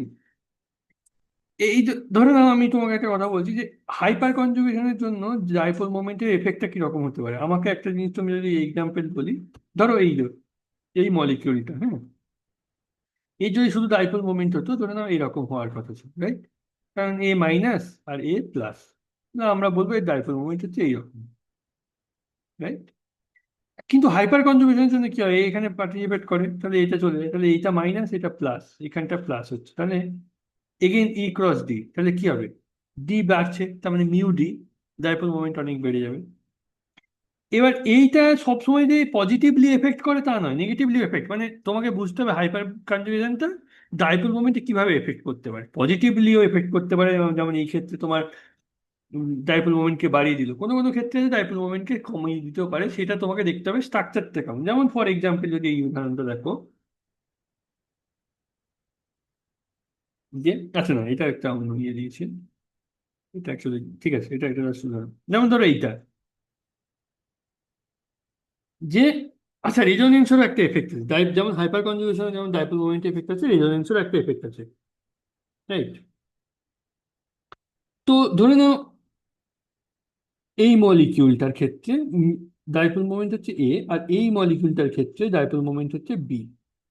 এবার আমাকে তোমরা বলতে পারবে যে এই দুটোর মধ্যে A আর B এর মধ্যে কার কার কে বড় এবং কার বড় হওয়ার কথা? এটা বড় হবে, উম, কারণ সিসিএল যে বন্ডটা সেটার আয়নিক ক্যারেক্টারটা বেড়ে যাবে, মানে ই ই এর মানটা বাড়বে। কাছাকাছি, মানে উত্তর তো তুমি ঠিক দিয়েছো, কিন্তু একটু ভেবে দেখো, একটু ভেবে। আচ্ছা আমি তোমাদেরকে বলার চেষ্টা করি, দেখো এইটাতে ইন্ডাকটিভ এফেক্ট থাকবে কিরকম, CCl হলো এইটা শুধু একটা ধরলো, কিন্তু আবার এটা ডেল্টা প্লাস ডেল্টা মাইনাস এইটা, মানে আমি এটা কিউমুলেটিভলি ভাবি, কারণ এর মাথাটা ডেল্টা প্লাস হয়ে যাবে, এটাও ডেল্টা ডেল্টা প্লাস হয়ে যাবে। ধরে নাও মাঝামাঝি জায়গায় কোনো একটা জায়গায় পজিটিভ চার্জটা আছে, আর এইখানে ধরো নেগেটিভ চার্জের সেন্টারটা আছে, মানে এইটা আলটিমেট হলো যেটা ইন্ডাকটিভ এফেক্টের জন্য, যার জন্য এর ভ্যালুটা হলো A। এইবার ধরে নাও এই কম্পাউন্ডের ক্ষেত্রে আমি যদি দেখি, তাহলে এর কি হওয়ার কথা ছিল, এরও ঠিক একই জিনিসটা হওয়ার কথা ছিল, এইটা থেকে এইটা, মানে তোমার হওয়ার কথা ছিল ডেল্টা মাইনাস, আর এটা ডেল্টা প্লাস, মানে এই এক্স্যাক্টলি এই জিনিসটা, যে এইটা থেকে এইদিকে যাওয়ার কথা ছিল। কিন্তু রেজোনেন্সের জন্য কি হচ্ছে, এই ইলেকট্রন ডেন্সিটিটা এখানে চলে আসছে, এটা খুলে যাচ্ছে, তাহলে A+ হচ্ছে A-। এগেন এই স্ট্রাকচারটার ডাইপোল মোমেন্ট কি হবে, ডাইপোল মোমেন্ট প্লাস থেকে নেগেটিভের দিকে যায় অ্যাকর্ডিং টু কেমিস্ট্রি, তাহলে এর হচ্ছে এই দিক বরাবর। তাহলে একটা ডাইপোল মোমেন্ট এই দিক বরাবর কাজ করছে, একটা ডাইপোল মোমেন্ট এই দিক বরাবর কাজ করছে। এই দুটো মানে তাহলে দুটো অপোজিং, একটা হচ্ছে এই দিক বরাবর, আর একটা ধরো এই দিক বরাবর কাজ করছে। এই দুটোর যদি তুমি একটা রেজাল্ট্যান্ট বা লব্ধি নাও, তাহলে সবসময় কম হবে, এবং যেটা বড় তার দিক বরাবর কাজ করবে, কারণ দুটো একজনের 180 ডিগ্রিতে কাছে। সেই জন্য বি এরটা ডাইপোল মোমেন্ট এর থেকে কম হবে। বোঝা গেল? এইটা হচ্ছে রেজোনেন্সের এফেক্ট। হাইপার কনজুগেশন ওইভাবে একটা এফেক্ট করে। এবার তোমাদেরকে না একটুখানি দেখে নিতে হবে যে স্ট্রাকচারটার সঙ্গে কিভাবে হচ্ছে, মানে ধরুন এরকম একটা স্ট্রাকচার, তখন তুমি কোষে শর্ট করে দেখে নিয়ে যাচ্ছে এটা আচ্ছা এটা হচ্ছে, কারণ সবসময় যে এরকম হয় না। এবার ধরে নাও এমন কিছু একটা হলো, ধরে ওই যেটা বলছিলাম যে এরকম এলআই বা এই জাতীয় কিছু তৈরি হয়ে আছে, যার জন্য হয়তো দেখা গেল যে এই ওভারঅলটা দুটোই একই দিকে কাজ করছে, এমন কিছু একটা এক্সাম্পল পেলে, আমার এই মুহূর্তে মনে পড়ছে না, যে দুটোই একই দিকে কাজ করছে, তা দেখা গেল যে টোটাল যে লব্ধি বা রেজাল্টটা অনেকটা বেড়ে গেছে। তখন তোমাদের টোটাল মিউডিটা বা যেটা হচ্ছে তোমার ডাইপোল মোমেন্টটা অনেকটা বেড়ে যাবে। পরিষ্কার? এবার স্যার হ্যাঁ, বলছি মানে কি করে বুঝবো কখন রেজোনেন্স এরকম হবে আর কখন হাইপার কনজুগেশন হবে এগুলো? দেখো, প্রথম কথা, রেজোনেন্স কখন হবে তোমাদেরকে দেখে বুঝতে হবে। যে ধরে নাও একটা ডবল বন্ড আছে, কারণ আমি প্রথমে কি বললাম, রেজোনেন্স কোনো পাই বন্ড ছাড়া হয় না। তাহলে পাই বন্ড মানে একটা ডবল বন্ড থাকতে হবে। তাহলে CH3, সরি, CH2, CH এর সঙ্গে এমন কিছু একটা যুক্ত আছে, বা যদি নাও যুক্ত থাকে, যদি ডবল বন্ড থাকে তবেই তোমার রেজোনেন্স হবে। ঠিক আছে? হাইপার কনজুগেশনে কোনো রকম ডবল বন্ড ইনভলভমেন্ট হয় না। হাইপার কনজুগেশনে সবসময় CH3 থাকতে হবে। ধরে নাও এখানে CH3, আচ্ছা, তো আমি তোমাদের একটা এক্সাম্পল দিই।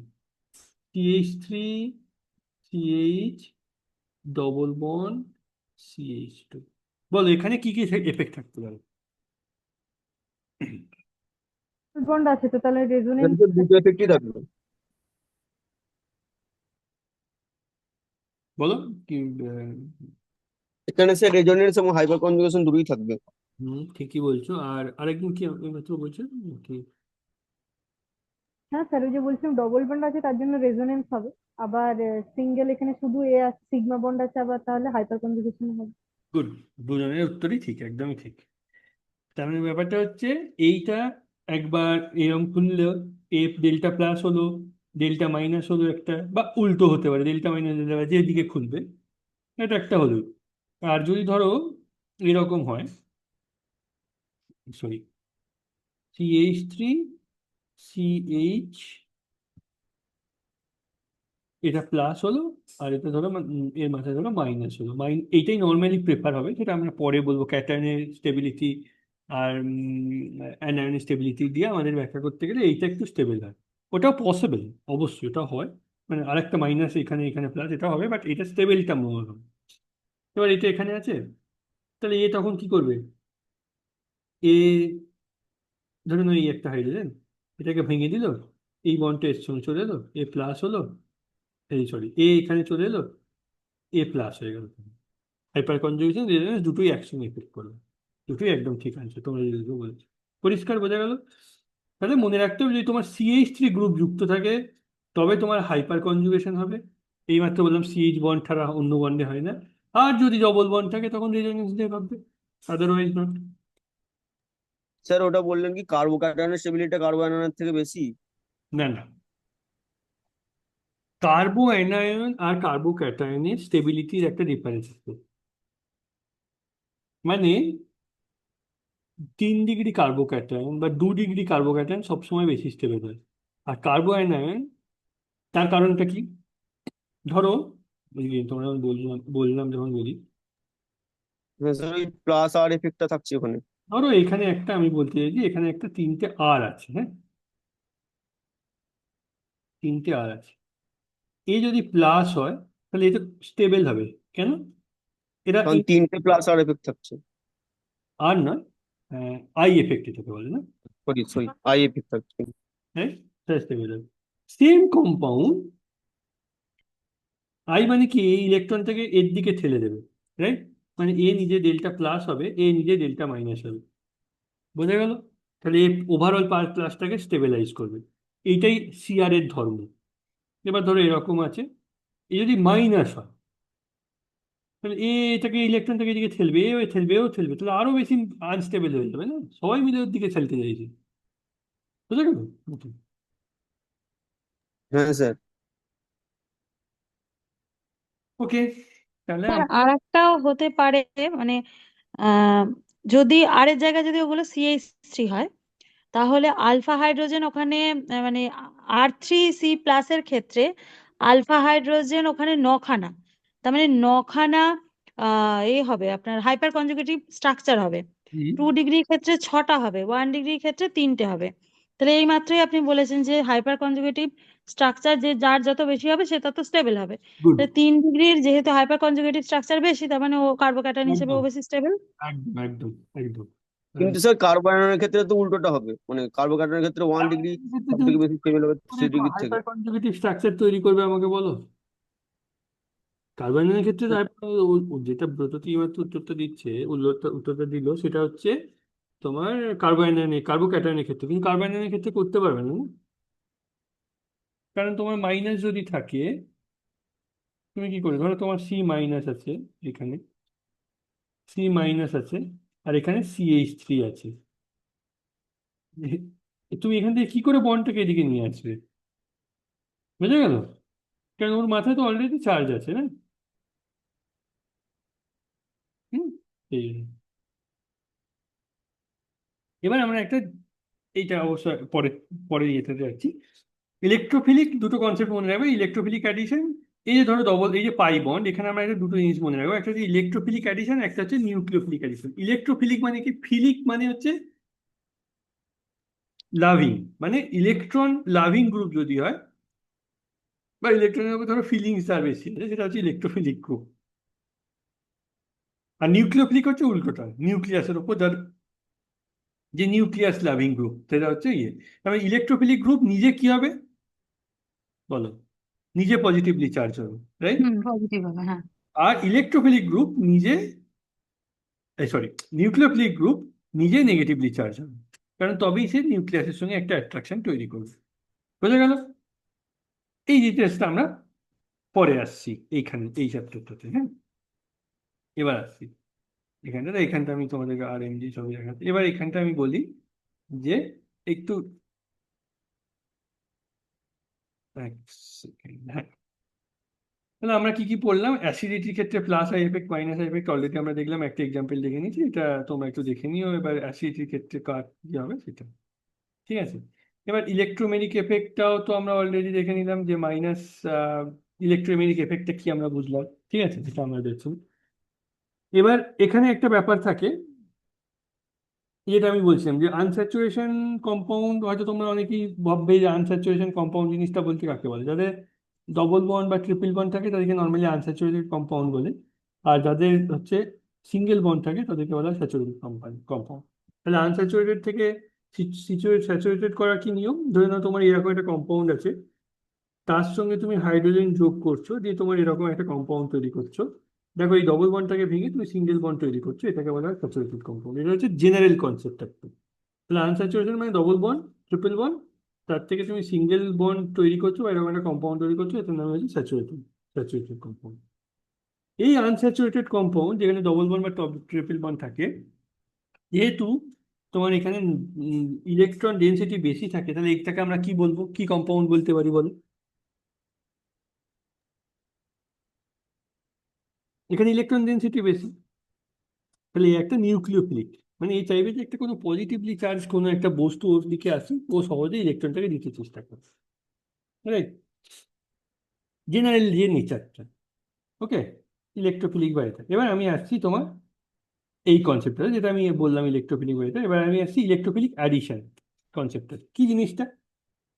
মানে ধরো তোমার, এটা আমি ট্রিপল বন্ড দেখাইনি কিন্তু, হ্যাঁ, আমি এটা দেখিয়েছি সিগমা বন্ড, আর এইটা হচ্ছে তোমার পাই বন্ড। পাই বন্ড কি হয়? সাইড ওয়াইজ ওভারল্যাপ, যে ও দেখোনি আগের ক্লাসটা, সুপ্রীতি বোধহয় বলছিলে, বোধহয় আগের ক্লাসটা এখন দেখে নিও, যে পাই বন্ড হচ্ছে সাইড ওয়াইজ ওভারল্যাপ, মানে তোমার এই দিকে একটা ওভারল্যাপ থাকবে, এখানে একটা ওভারল্যাপ, মানে এইরকম ওভারল্যাপ একটা হবে, রাইট? ওইটা আমি দেখিয়েছি। এখানে অ্যাকচুয়ালি বন্ড হচ্ছে একটাই, সি ডবল, মানে সরি, দুটো বন্ড, একটা পাই বন্ড, একটা হচ্ছে সিগমা বন্ড। এবার হুম, এটা কেমিক্যাল বন্ডিং এর ক্লাসে ছিল তো? হ্যাঁ হ্যাঁ হ্যাঁ, আচ্ছা আচ্ছা, দেখি এটা। ঠিক আছে। এইবার ধরো এ, তাহলে একটা ইলেকট্রোফাইলের সাথে অ্যাটাচ করতে চাইবে, কারণ ও নিজে চাইবে যে এমন একটা ইয়ে যে তোমার ইলেকট্রন, মানে যে হচ্ছে পজিটিভলি চার্জ কিছু একটা হবে। বুঝে গেল? ধরো তোমার একটা ইলেকট্রোফাইল এরকম আছে, তাহলে এখান থেকে ইলেকট্রনটা এরকম হয়ে গেলো, দিয়ে ওই ইলেকট্রোফাইলের সঙ্গে একটা এরকম যৌগ তৈরি করে, হ্যাঁ, মানে আমি এখানে দেখিয়েছি বেসিক্যালি ইলেকট্রোফাইলের সঙ্গে দুটো দিকে এরকম একটা বন্ড তৈরি করে, মানে এটা তোমার ধরে নাও এটা ট্রিপল বন্ড টাইপের একটা এরকম টাইপের একটা যৌগ তৈরি হলো, মানে এর সঙ্গে খানিকটা অ্যাটাচ রইলো, এটা একটা খানিকটা অ্যাটাচ হয়ে রইলো, যে দুটোই, এটাও পজিটিভলি চার্জ হচ্ছে একটু, একটা এটাও পজিটিভলি চার্জ হয়ে তৈরি হয়। কেন? কারণ ও ইলেকট্রন ডেন্সিটিটাকে এদিকে দিয়ে দিচ্ছে, একে দিচ্ছে। তাহলে ইলেকট্রন ডেন্সিটি তুমি যদি দিয়ে দাও, তাহলে এও পজিটিভ চার্জ হবে, এও একটু পজিটিভ চার্জ হবে, দুটোই তো সেম সিচুয়েশনে আছে। বোঝা গেল? যে কোনো একটা বন্ড হয়তো ভেঙে গেল, দিয়ে এ ধরো একদম ফুল পজিটিভ হয়ে গেল, আর এ বন্ড তৈরি করলো, ঠিক আছে। এই কম্পাউন্ডটাকে বা এই যে স্টেটটাকে এইটাকে বলা হয় কার্বনিয়াম আয়ন, মনে রাখবে। আর এই স্টেটটাকে বলা হয় ট্রানজিশন স্টেট। এটা হচ্ছে যে কোনো স্টেপ ওয়ান। কেউ এটা কি কোশ্চেন করেছে চ্যাটে, দেখি কি বলছে। কেমিস্ট্রি ইজ সো হার্ড, সে আবার কি। তো এইটা একটা আর এইটা একটা, বোঝা গেল? একটা প্লাস একটা। এইবার ধরে নাও যে কোনো রিয়েজেন্টে দুটো পার্ট থাকতে পারে, একটা হচ্ছে ইলেকট্রোফিলিক, একটা হচ্ছে নিউক্লিয়ার। ইলেকট্রোফিলিক যে পার্টটা হবে সে ইলেকট্রনকে ভালোবাসে, তার মানে সে হচ্ছে প্লাস চার্জ, আর নিউক্লিওফিলিক তো মাইনাস চার্জ। তাহলে ই প্লাস, নিউক্লিয়ার মাইনাসটা মাইনাস, যেটা আমি বললাম। ইলেকট্রোফিলিকটা অলরেডি তো এখানে অ্যাটাচ করে গেছে, বুঝতেই পেরেছো, বা এরকম একটা যৌগ তৈরি করে ফেলেছে, এরকম একটা। এবার হচ্ছে স্টেপ টুতে যেটা আসি, এবার বলি। অ্যাকচুয়ালি এইটা দিয়েই ভাবাটা সবসময় ভালো, বা এইটাতে এই এই কমপ্লেক্সটাতে ভাবা সবসময় ভালো, এরকম একটা হলো। এবার নিউক্লিওফিলিকটা কি হয়, এই কার্বনটাকে অ্যাটাক করতে পারে, দিয়ে তোমার এরকম একটা যৌগ তৈরি করলো। তো এইটাকে যদি অ্যাটাক করে এটা খুলে যাবে, দিয়ে এরকম একটা যৌগ তৈরি করলো। অথবা নিউক্লিওফিলিকটা এই সাইডটাতেও অ্যাটাক করতে পারে, আমি বললাম না আগে দুটোই ডবল ডবল, দিয়ে এই দিকটায় খুলে গেল। তাহলে এরকম দুটো কম্পাউন্ডই তৈরি করতে পারে। ঠিক আছে, এই হচ্ছে তোমার ব্যাপার। এবার এখানে ওই ওই একই জিনিস এই যে দেখানো হচ্ছে একটু অন্যভাবে, বাট এই এই জিনিসটাকে ফলো করো, মিল, ঠিক আছে। এইবার ধরো সেম এই ওপরে যেটা বললাম তার একটা উদাহরণ হিসেবে এইটা দিচ্ছি। তাহলে এইচ আর এইচ বি আর যদি দেওয়া হয়, তাহলে এইচ এর মধ্যে এইচটা প্লাস আর বি আরটা মাইনাস। তাহলে এইটার মধ্যে প্রথমে কি হবে, এইচটা আগে যাবে। তাহলে এইচটা আগে যেয়ে ও কি করবে, এইটা এইচটা আগে যাবে, তাহলে এইচটা আগে গিয়ে CH3 এরকম একটা জায়গায় এইচ তৈরি করলো। আর ব্রোমিনটা তারপরে এসে এখান দিয়ে অ্যাটাক করতে পারবে এদিক দিয়ে, যেদিকেই করুক বেসিক্যালি একটা CH3 তৈরি হবে। যদি ব্রোমিন এদিক দিয়ে করে এখানে CH3 হবে, আর যদি ব্রোমিন এদিক দিয়ে অ্যাটাক করে এটা CH3 করে, যে CH3 CH2 Br তৈরি হবে। বুঝা গেল? তাহলে CH2 এর সঙ্গে এইচবিআর যুক্ত হয়ে এরকম একটা তৈরি হলো। এবং তার মেকানিজমটা কি আমরা পড়লাম, সেটা হচ্ছে এই দুটো স্টেপ প্রসেস হয়, step one and step two. এটাকে কি আমরা বলবো, ইলেকট্রোফিলিক অ্যাডিশন। কারণ ইলেকট্রোফাইল প্রথমে গিয়ে ডবল বন্ডটাকে অ্যাটাক করবে, কারণ ডবল বন্ডের মধ্যে ইলেকট্রন ডেনসিটি বেশি আছে। এবং অ্যাডিশন রিয়াকশন কেন বলা হয়, কারণ ব্যাপারটা যদি তোমরা দেখো এখানে HBr আছে, এরা দুজনেই একসঙ্গে গিয়ে যুক্ত হয়ে গেছে, মানে CH2 এটা থেকে বেসিক্যালি CH3 CHBr, মানে কেউ আহ, কেউ পালিয়ে যায়নি, দুজনেই গিয়ে যুক্ত হয়ে গেছে। HBr তো ওর সঙ্গে গিয়ে যুক্ত হয়েছে, ওই জন্য এটার নাম হচ্ছে অ্যাডিশন রিয়াকশন। বোঝা গেল? এবার আমি তোমাদেরকে একটা জটিল কেস দিচ্ছি, একটু নিজেরা একটু ভেবে বলো। তোমরা খাতা পেন নিয়ে নর্মালি যখন অর্গানিকের ক্লাস বা যে কোনো ক্লাসে একটু খাতা পেন নিয়ে বসার চেষ্টা করবে নিজেরা, আহ, যাতে করে কোর্সে বুঝতে পারো। ধরে নাও এইরকম CH3 CH2 এই এই কম্পাউন্ড আছে, এর সঙ্গে HBr যুক্ত হলে কি কম্পাউন্ড তৈরি হতে পারে? দুটো কম্পাউন্ড তৈরি হতে পারে, একটা CH3 CH2 CH2Br আর একটা CH3 CHBr CH3। হুম, CH3 কি হলো, মানে ব্রোমিন এখানেও যুক্ত হতে পারে এখানেও যুক্ত হতে পারে, এটা বলছো তাই তো? হ্যাঁ, তাহলে এও তৈরি হলো, বিও তৈরি হলো, কারেক্ট, কোনো বর্ণ। এবার আমাকে বলতে পারবে A আর B এর মধ্যে কি স্টেবল বেশি? বি স্টেবল হবে, কারণ ওই কার্বোক্যাটায়নেরই কনসেপ্ট চলে আসবে, বা CH3 A plus I effect এরকম কিছু চলে আসবে। আচ্ছা, গুড, একদমই ঠিক উত্তর। বা এটা 2 ডিগ্রি কার্বোক্যাটায়ন সেই জন্য এটা স্টেবল, আর ওটা 1 ডিগ্রি কার্বোক্যাটায়ন সেই জন্য ওটা আনস্টেবল। এইবার বলো ফিজিক্সের যারা একটু ব্যাকগ্রাউন্ডের লোকজন আছে তারা কি বুঝতে পেরেছো কিনা? না, পারিনি স্যার। তাই তো। আচ্ছা, এবার আমি বলি যে ব্যাপারটা কি হলো এখানে। এখানে যেটা হয়, আমি যেটা আগে দেখালাম, H+A আসবে, এ এসে এই বন্ডের সঙ্গে যুক্ত হবে, এখানে আসবে, তাহলে কি হবে তখন সেই ক্ষেত্রে? CH3 CH CH2, রাইট, এইচটা এসে যুক্ত হলো, তাহলে এইটা ডেল্টা প্লাস হবে। এবার এইটা ডেল্টা প্লাস, দুটোই ডেল্টা প্লাস হবে। এখান থেকে দুটো যৌগ হতে পারে, CH3 CH+CH3, CH3 CH2 CH+, একটা A একটা B, এই দুটো তৈরি। A আর B এর সঙ্গে নাও মিলতে পারে, আমি জাস্ট বললাম A আর B। এই দুটোর মধ্যে দুটোই কার্বোক্যাটায়ন, একটাও একটা প্লাস তৈরি হয়েছে এখানে, এখানেও এখানে একটা প্লাস তৈরি হয়েছে। এবার মেনলি এটা ফিজিক্সের লোকজনই বলবে, কারণ যেহেতু তোমাদের বইটা আসলে এই দুটোর মধ্যে কোনটা বেশি স্টেবল হবে এবং কেন হবে, আজকে এর থেকেই আমি স্যার আনসারটা। এটা বেশি স্টেবল হবে কারণ স্যার এটা 2 ডিগ্রি কার্বোক্যাটায়ন। কেন? ঠিক আছে, এটা আনসার। বেশি stable 2 degree carbocation sir. 2 degree carbocation বলে কেন স্টেবলটা হবে? কারণ স্যার এখানে স্যার ইন্ডাকটিভ এফেক্ট হচ্ছে দুদিক থেকে, দুটো আর এর ক্ষেত্রে ইন্ডাকটিভ এফেক্ট হচ্ছে, প্লাস আর কিন্তু তো এর প্লাস আই। এখানে তো আর এর আর তো আরো অনেক বেড়ে যাচ্ছে, বেড়ে যাচ্ছে না? এটা এটা দুদিকে সিএসটি আছে, এর C2H5 এর আর এফেক্ট আরো বেড়ে যাচ্ছে। CH3 থেকে C2H5 এর আর এফেক্ট বেশি। তাহলে উত্তর হচ্ছে এর হাইপার কনজুগেশন স্ট্রাকচার হচ্ছে টোটাল 9টা।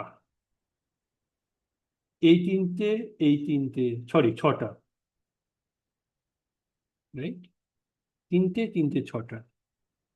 আর এর হাইপার কনজুগেটিভ স্ট্রাকচারের কটা হবে? দুটো। দুটো হবে স্যার। তাহলে কে স্টেবল হবে? তাহলে হাইপার কনজুগেশন দিয়ে তোমাকে, তাহলে এটা তাহলে এ হচ্ছে পজিটিভ চার্জ নিয়ে, মাথায় পজিটিভ চার্জ নিয়ে সিঙ্গেল, যেটা 2 ডিগ্রি কার্বোক্যাটায়ন, এটা স্টেবল। তাহলে এ যদি স্টেবল হয় তাহলে ব্রোমিনটা গিয়ে কোথায় যুক্ত হবে? এইখানে, নট ধারে। তাহলে এই দুটোর মধ্যে এইটা বেশি স্টেবল, কারণ কার্বোক্যাটায়ন স্টেবিলিটির জন্য। পরিষ্কার? বোঝা স্যার গেল? এখানে দুটো কেন হলো ওই এর সংখ্যা হাইপার কনজুগেশন এখানে বলে মানে সিএইচ এখানে মানে বন্ধনটা দুটো কেন এ হবে মানে পাঁচটা তো এখানেও তো CH3 আছে। এর পাশে তোমার যেখানে তোমার এটা খুলবে, তার পাশে কার্বনে কতগুলো হাইড্রোজেন আছে তার উপর ডিপেন্ড করে না? ধরো এইটা পজিটিভ চার্জ, তোমার যদি তুমি নিজে একটু ঘরে এটা করবে, আমি জাস্ট তোমাকে বলছি, একটা দেখিয়ে দিচ্ছি আমি তোমাকে, তুমি নিজেই বুঝতে পারবে। CH3, আমি CH3 ধরে রাখাচ্ছি, CH প্লাস যদি তোমার, CH2 প্লাস যদি তোমার থাকে, তাহলে এ কি হয়? CH2 প্লাস, CH2H প্লাস, একটা। তাহলে তিনটে হাইড্রোজেন, টোটাল তিনটে হবে, রাইট? হ্যাঁ এবার ওইটাতে ওইটাতে তোমার ছিল হচ্ছে CH3, CH2, CH প্লাস, তাহলে কটা হাইড্রোজেন আছে? দুটো হাইড্রোজেন আছে, তোমার দুটো হবে মাত্র। আচ্ছা আচ্ছা বুঝলাম। দেখো, আমি তো বলছি অবশ্যই এইটার মেইন মনে রাখার বা মেইন উপায় আছে নিজেদেরকে একটু যতক্ষণ না হাত আর মানে হাত দিয়ে খাতায় কিছু লিখছো, আমার ভিডিও দেখে কিচ্ছু হবে না বা বুঝে কিছু হবে, ওটা নিজেকে করতেই হবে কিন্তু এগুলো সবসময়, স্যার যে কোনো জিনিসের জন্য আমি বলতে চাইছি। হ্যাঁ বলো, কি বলছো সুপ্রীতি? বলছি স্যার এই যে CH3 CHB আর CH3 যেটা হলো সেক্ষেত্রে কনজুগেটিভ স্ট্রাকচারটা 6টা হচ্ছে তো না 7টা? কারণ এদিকে 3টে এদিকে 3টে 6টাই তো হচ্ছে। ছটাই তো বললাম, ছটা আর একটা হ্যাঁ কি? হ্যাঁ, হ্যাঁ, আর এটা দুটো। এই যে। এবার এইটাকে মনে রাখার একটা সহজ নিয়ম আছে, এটাকে বলে মার্কনি প্রবলেম। এটা খুবই, আমার মনে হয় সবাই পড়েছে, এটা 11-12এই থাকে, সবাই 11-12 আছে। হ্যাঁ, মোস্টলি জিনিসপত্রগুলো 11-12এই থাকে, হয়তো ভুলে গেছো। এটা 11-12 এই জিনিসটা খুব ফেমাস, আমি এই জন্যই বললাম। মাইক্রোনিকভ রুল অনুসারে কি, ওই ওই ওই ওই যেটা বললাম কার্বোক্যাটায়নের স্টেবিলিটি, ওটাই দেখার। ও বলছে যে এখানে এটা সহজ করে বলে দিত যে হাইড্রোজেনটা নর্মালি, যে H প্লাসটা, সেটা নর্মালি সেই কার্বনই যুক্ত হবে যেখানে বলছে the positive part of the unsymmetrical unsymmetric unsymmetrical addendum attach itself to the, মানে ও যেটা বলতে চাইছে, মানে হাইড্রোজেনটা ধরে নাও, হাইড্রোজেনটা যেটা মেইন মোদ্দা কথা, সেটা হচ্ছে হাইড্রোজেনটা এইখানে, এই যে বন্ডটার মধ্যে, এই দুটোর মধ্যে সেখানেই যুক্ত হবে যেখানে কার্বোক্যাটায়ন স্টেবিলিটিটা বেশি হবে, এটা কার্বোক্যাটায়ন বেশি হবে। তার মানে মোদ্দা কথা হচ্ছে যে যেদিকে হাইড্রোজেন বেশি আছে সেই দিকে গিয়ে হাইড্রোজেনটা যুক্ত হয়, যদি HBr এই ধরনের কার্বোক্যাটায়ন। সবসময় মনে রাখবে, এটা খুব সহজ একটা অ্যাপ্লিকেশন। ধরো এই ধরনের তুমি কোনো একটা সিস্টেম নিচ্ছ এবং তোমার পাশে HBr আছে বা HCl বা এই যা কিছু দিয়েছে, বা যে হাইড্রোজেনের বদলে যে কোনো পজিটিভ পার্ট যদি তোমার থাকে, তাহলে এই ধরনের বন্ডে যেখানে তোমার হাইড্রোজেন বেশি আছে সেখানে গিয়ে ও পজিটিভ পার্টটা যুক্ত হবে। বোঝা গেল? এটাই হচ্ছে মার্কনি কবিটি, এটাই ওখানে বোঝাচ্ছে actually. More number of hydrogen atom যেখানে বেশি আছে সেখানে পজিটিভ পার্টটা গিয়ে যুক্ত হবে, এটাই। তাহলে এখানে যদি ওই মার্কনি রুলটা প্রয়োগ করি, কিচ্ছু ভাবা কার্বোকার্বন স্টেবিলিটি কিচ্ছু ভাবার দরকার নেই।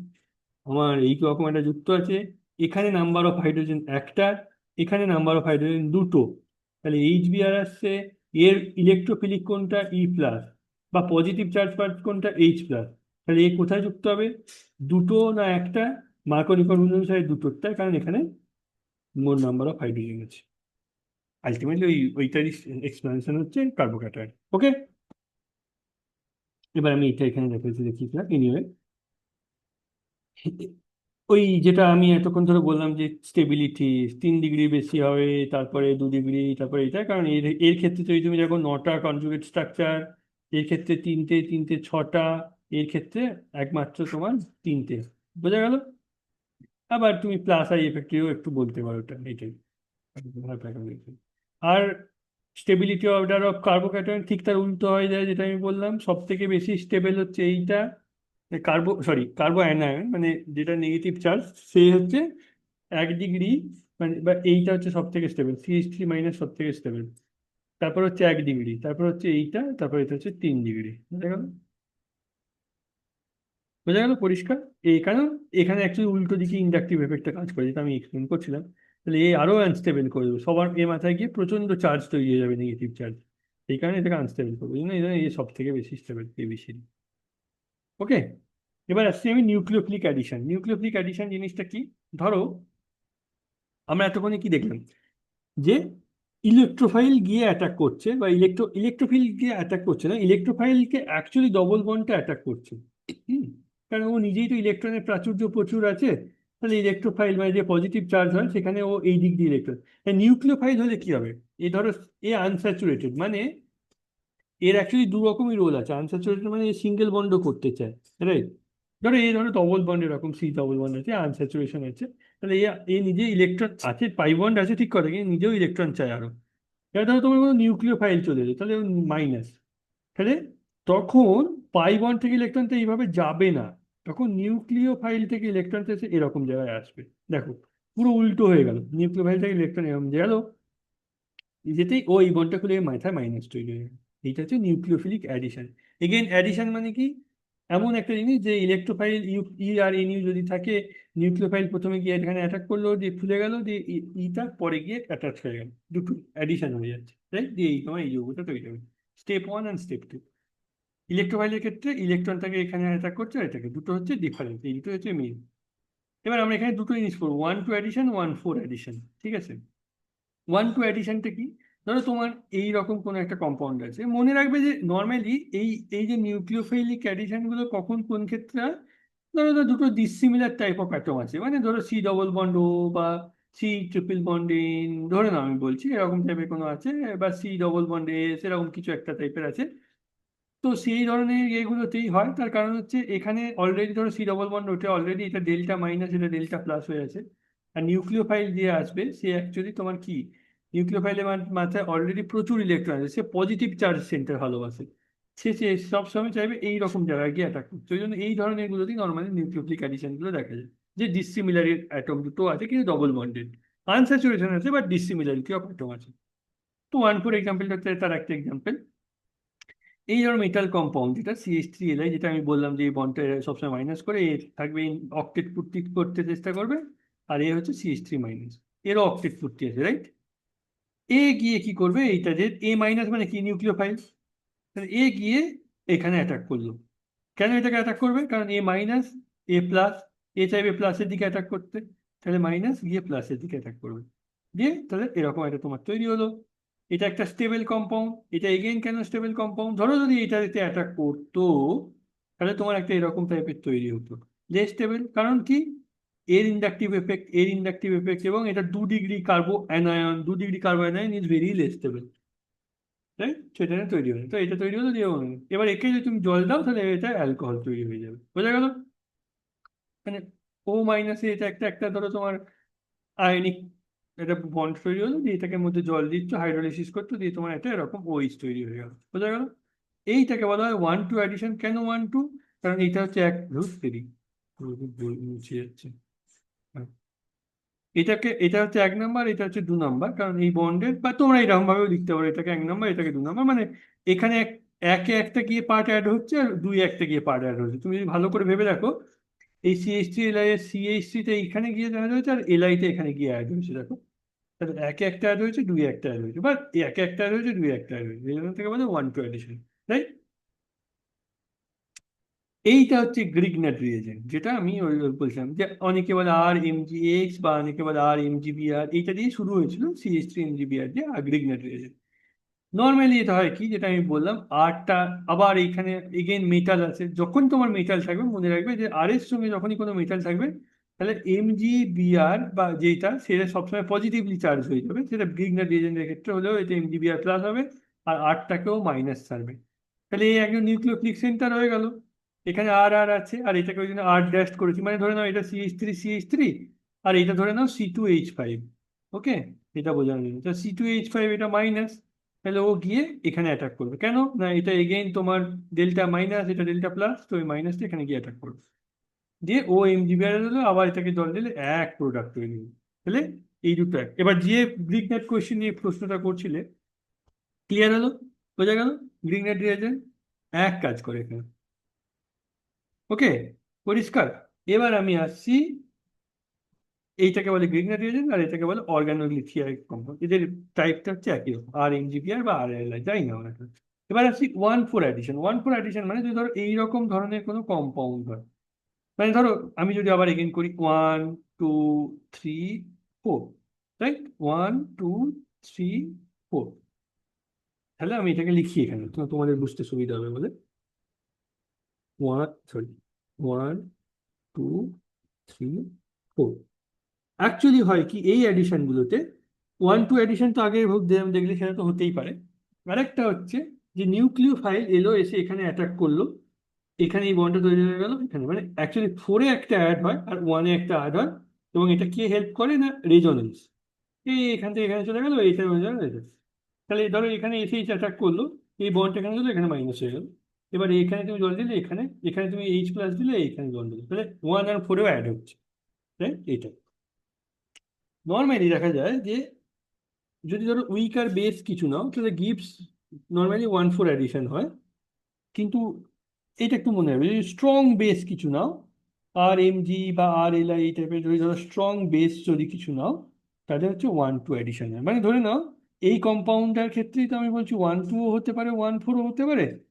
তোমাদের কোশ্চেন থাকতে পারে 1,2 কখন হবে, 1,4 কখন হবে। নর্মালি ধরি না, ধরো তুমি যদি গ্রিগনেট রিয়েজেন্ট নাও, এটা মনে রাখবে যে যদি গ্রিগনেট রিয়েজেন্ট নাও সবসময় 1,2 অ্যাডিশন হবে, আর যদি উইকার বেস নাও 1,4 হয়।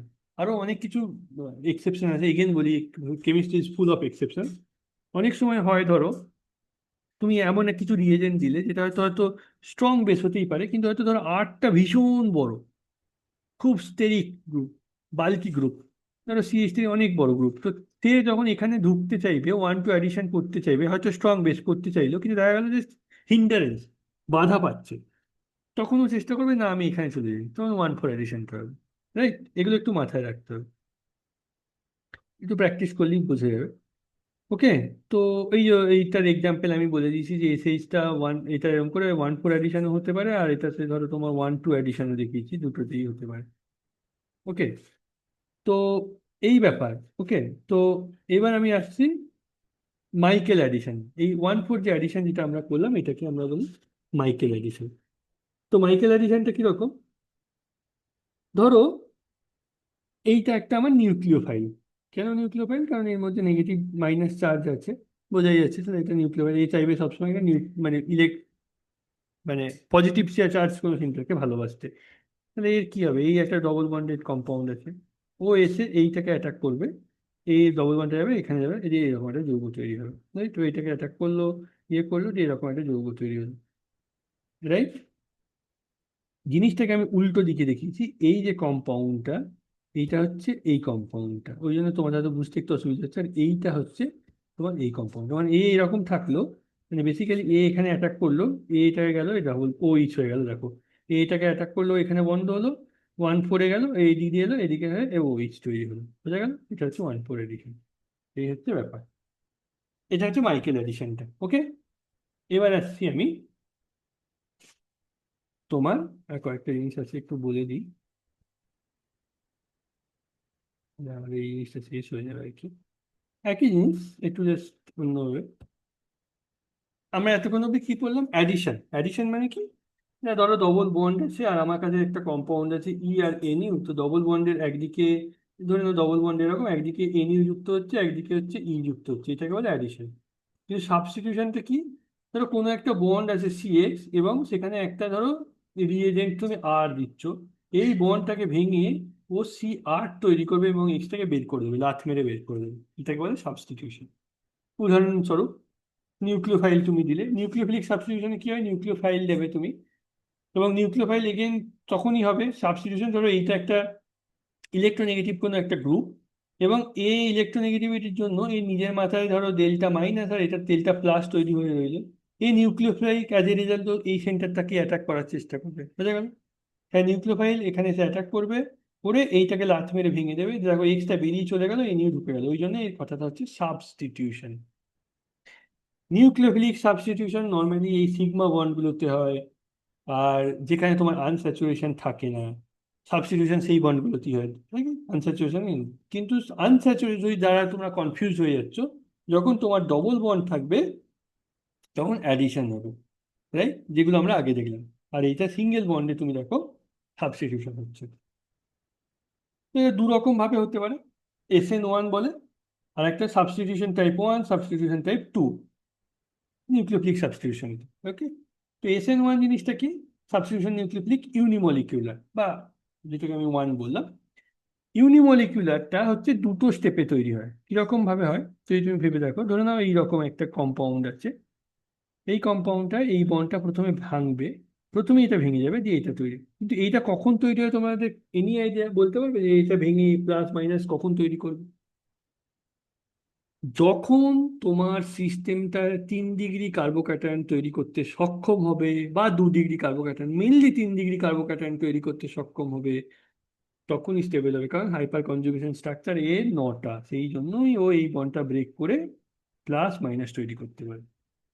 এটা স্লো স্টেপ।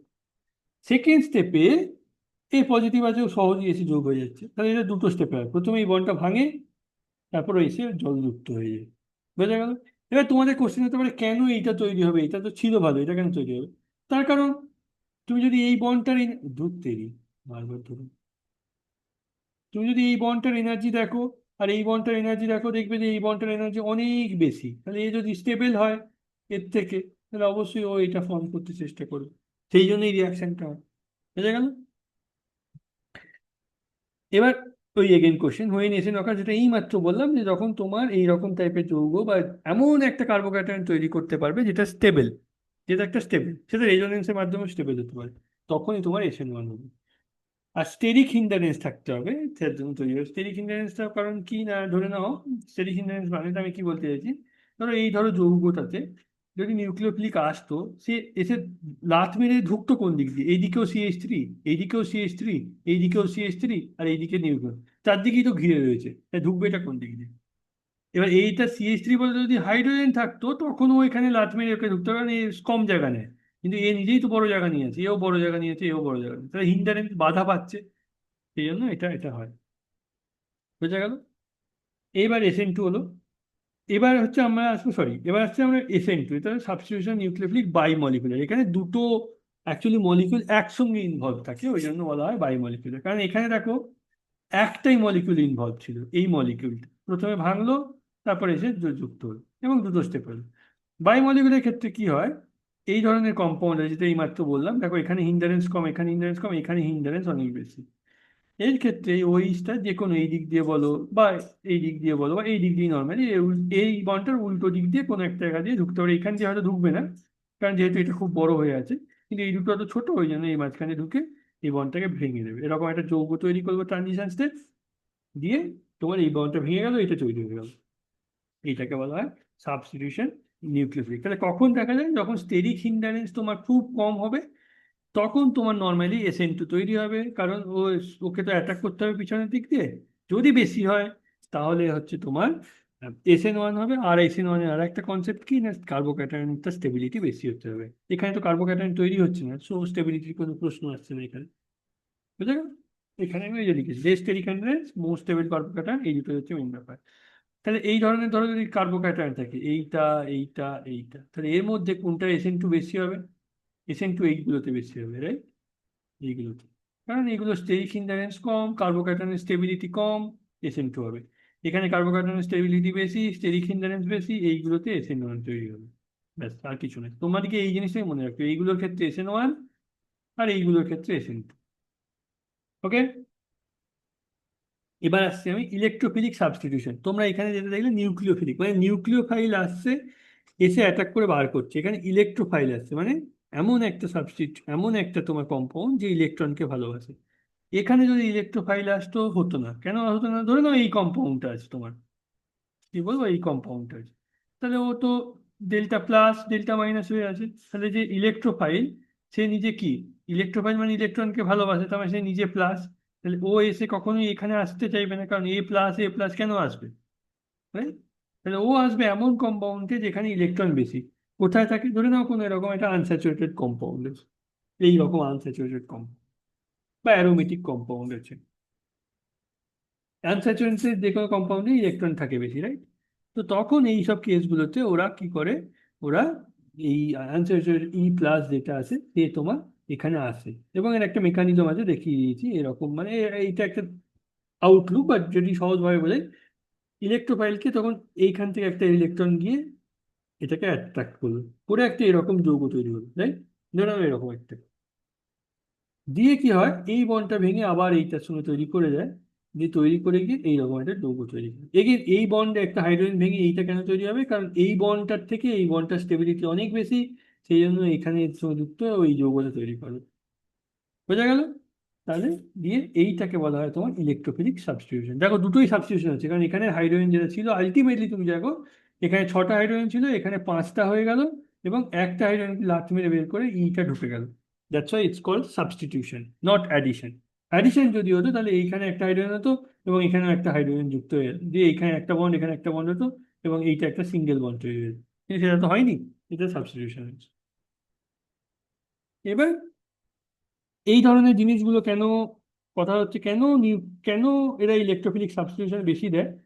তুমি যদি দেখো বেসিক্যালি এদের মধ্যে কি হচ্ছে, ধরো এই একটা কম্পাউন্ড তৈরি হয়েছে, এখানে একটা বন্ড, এখানে একটা ডবল বন্ড, এটা একটা প্লাস, তাহলে আমি এটাই আসি। এরা হচ্ছে নর্মালি খুব স্টেবল হয়, কেন না এদের রেজোনেন্স হয়। এখানে গেল, দিয়ে এখানে একটা পজিটিভ তৈরি হলো, আবার এখানে এলো, এখানে পজিটিভ, অনেকগুলো রেজোনেটিং স্ট্রাকচার তৈরি হবে। যার যত রেজোনেটিং স্ট্রাকচার তৈরি হবে সে তত বেশি স্টেবল হবে। তাহলে এই কার্বোক্যাটায়নটা ওই জন্য খুব স্টেবল হতে পারে। বুঝা গেল? সেই জন্য এরা এই ইন্টারমিডিয়েটটা তৈরি করতে পারে, এবং এই ইন্টারমিডিয়েটের মাধ্যমে গিয়ে এই ইলেকট্রোফাইল তৈরি করতে পারে। সব কিছুর পিছনে কিন্তু একটা রিজন আছে যে কেন হচ্ছে, কেন এটা হচ্ছে, রাইট? একটা উদাহরণ দিই, যেমন ধরো এখানে সবগুলোই হাইড্রোজেন আছে, তো আমি দেখাইনি মানে মানে কিছু দেখাবো না মানে এখানে হাইড্রোজেন আছে, মনে রাখবে, হ্যাঁ? এটা স্ট্যান্ডার্ড নিয়ম কেমিস্ট্রি, কিন্তু খুব কিছু দেখাচ্ছি না মানে হাইড্রোজেন আছে, এখানে সব হাইড্রোজেন আছে। তাহলে I2 আর HNO3 যদি খাও, এখানে একটা হাইড্রোজেনকে রিপ্লেস করে আই ঢুকে যাবে, এটা একটা ইলেকট্রোফিলিক সাবস্টিটিউশন। এই একদম এইরকম ভাবে মেকানিজমটা হয়। ওকে, এবার ধরো তুমি এখানে Br2 FeBr2 দিলে, এরাও ঠিক এইরকম নিউক্লিওফিলিক সাবস্টিটিউশন, Br একটা দেবো, রাইট? এইটা হচ্ছে একটা ব্যাপার। এবার আসছি আমি একটা মেকানিজম যেটার নাম হচ্ছে কনডেনসেশন মেকানিজম। ঠিক আছে, কনডেনসেশন মেকানিজমটা কি না, these are the reaction in which 2 or more molecules of the same or different compound combine to form a new compound with or without the elimination, মানে ঠিক আছে, তো জটিলের ভিতরে যাচ্ছি না, বলছি মানে মোদ্দা কথা হচ্ছে একটা অ্যালডিহাইড কন্ডেনসেশন নিয়ে উদাহরণ দিলে বোঝা যাবে। কনডেনসেশন জিনিসটা কি, কনডেনসেশন মানে ঘনীভূত। ঘনীভূত হবে কখন? যখন দুটো মলিকিউল একসঙ্গে জুড়ে যাবে, দুটো থেকে একটা হচ্ছে, সেটাকে আমরা কি বলি, ঘনীভূত হওয়া। সেটাই হচ্ছে কনডেনসেশন। হয় কি, সিমিলার টাইপ অফ মলিকিউল, ধরো অ্যালডিহাইডের সঙ্গে, বা ডিফারেন্ট টাইপ অফ মলিকিউল হতে পারে, মানে এই অ্যালডিহাইডটা অন্য একটা অ্যালডিহাইডের সঙ্গে, মানে ধরো এখানে তো CH3, এটা সেম অ্যালডিহাইডের সঙ্গে আছে, আমি CH3 ওকে আমি C2H5CH ওর সঙ্গে করলাম, ডিফারেন্ট টাইপের মলিকিউলের সঙ্গে একটা কম্বিনেশন হয় বা ঘনীভূত হয়, দিয়ে দুটো মলিকিউল জুড়ে যায়, এবং তোমার কিছু ওয়াটার মলিকিউল বেরিয়ে যায়। এটা অনেক সময় বেরোতেও পারে, আবার অনেক সময় নাও বেরোতে পারে। ওকে, কিন্তু এই প্রসেসটাকে বলা হয় কনডেনসেশন। দেখি কিরকম ভাবে হয়। তো মোদ্দা কথা হয় কি, অ্যালডিহাইড এই অ্যালডিহাইডের সঙ্গে কম্বাইন করে দেখো এর এই এই পোর্শনটা কিন্তু একই থাকছে। এখানে এর এই হাইড্রোজেনটা শুধু বেরিয়ে যাচ্ছে, দিয়ে CH2 CH, এই পোর্শনটা কিন্তু সেম চলে আসছে, দেখতে পাচ্ছ এই পোর্শনটা সেম। আর এর এখানে কি হচ্ছে, এ এখানে যোগ হচ্ছে, এ মাইনাস হয়ে যাচ্ছে, আর এই পোর্শনটা সমান হচ্ছে, বাট এ মাইনাস হয়ে যাচ্ছে।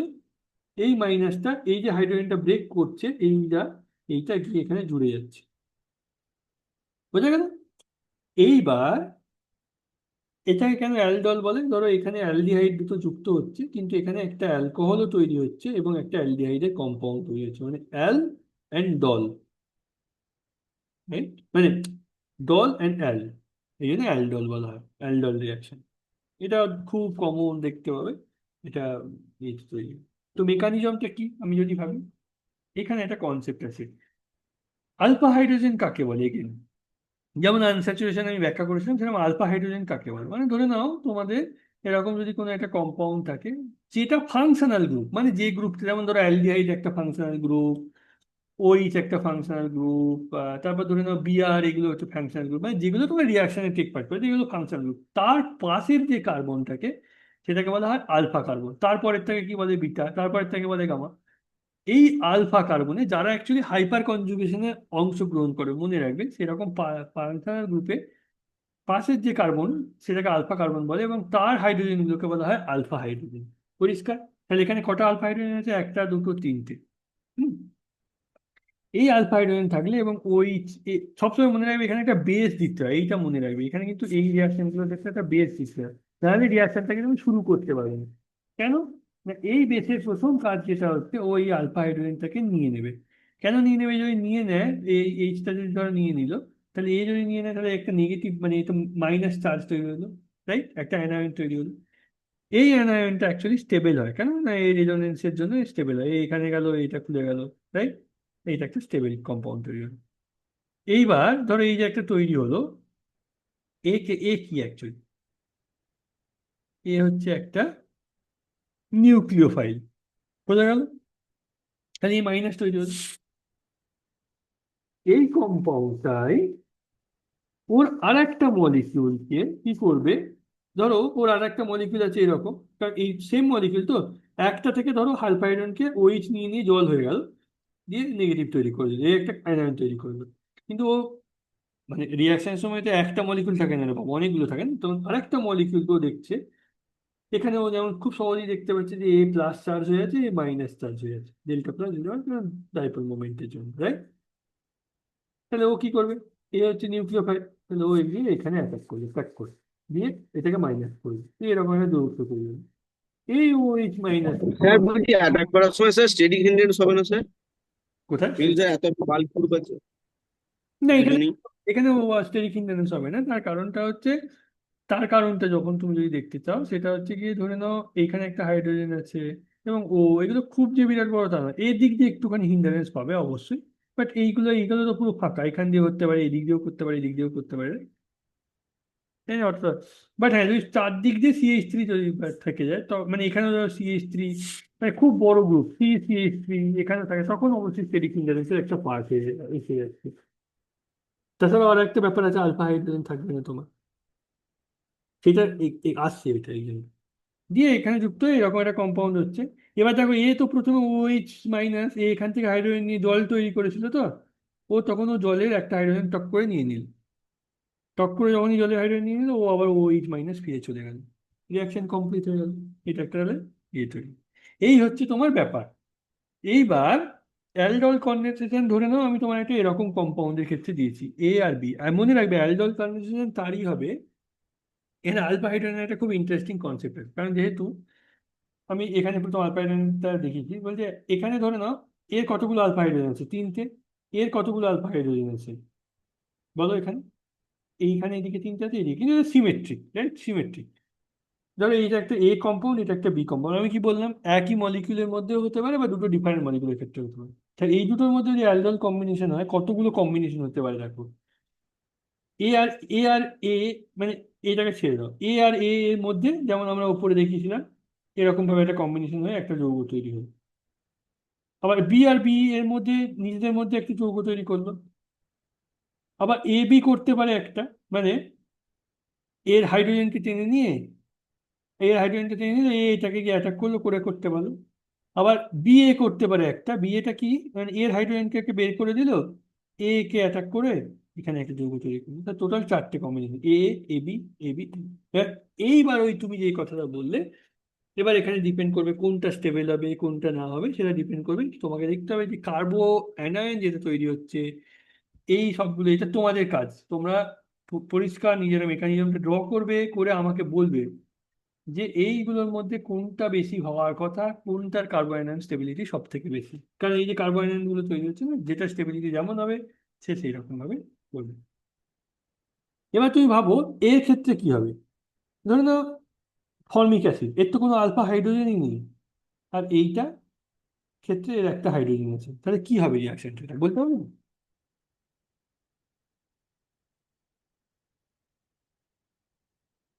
এটাও তোমাদের ঘরের প্রবলেম হইলো, সলভ করবে, ওকে? এটা সলভ করে আসবে কি হতে পারে এটা ক্ষেত্রে, একটু মাথাটা খাটাবে।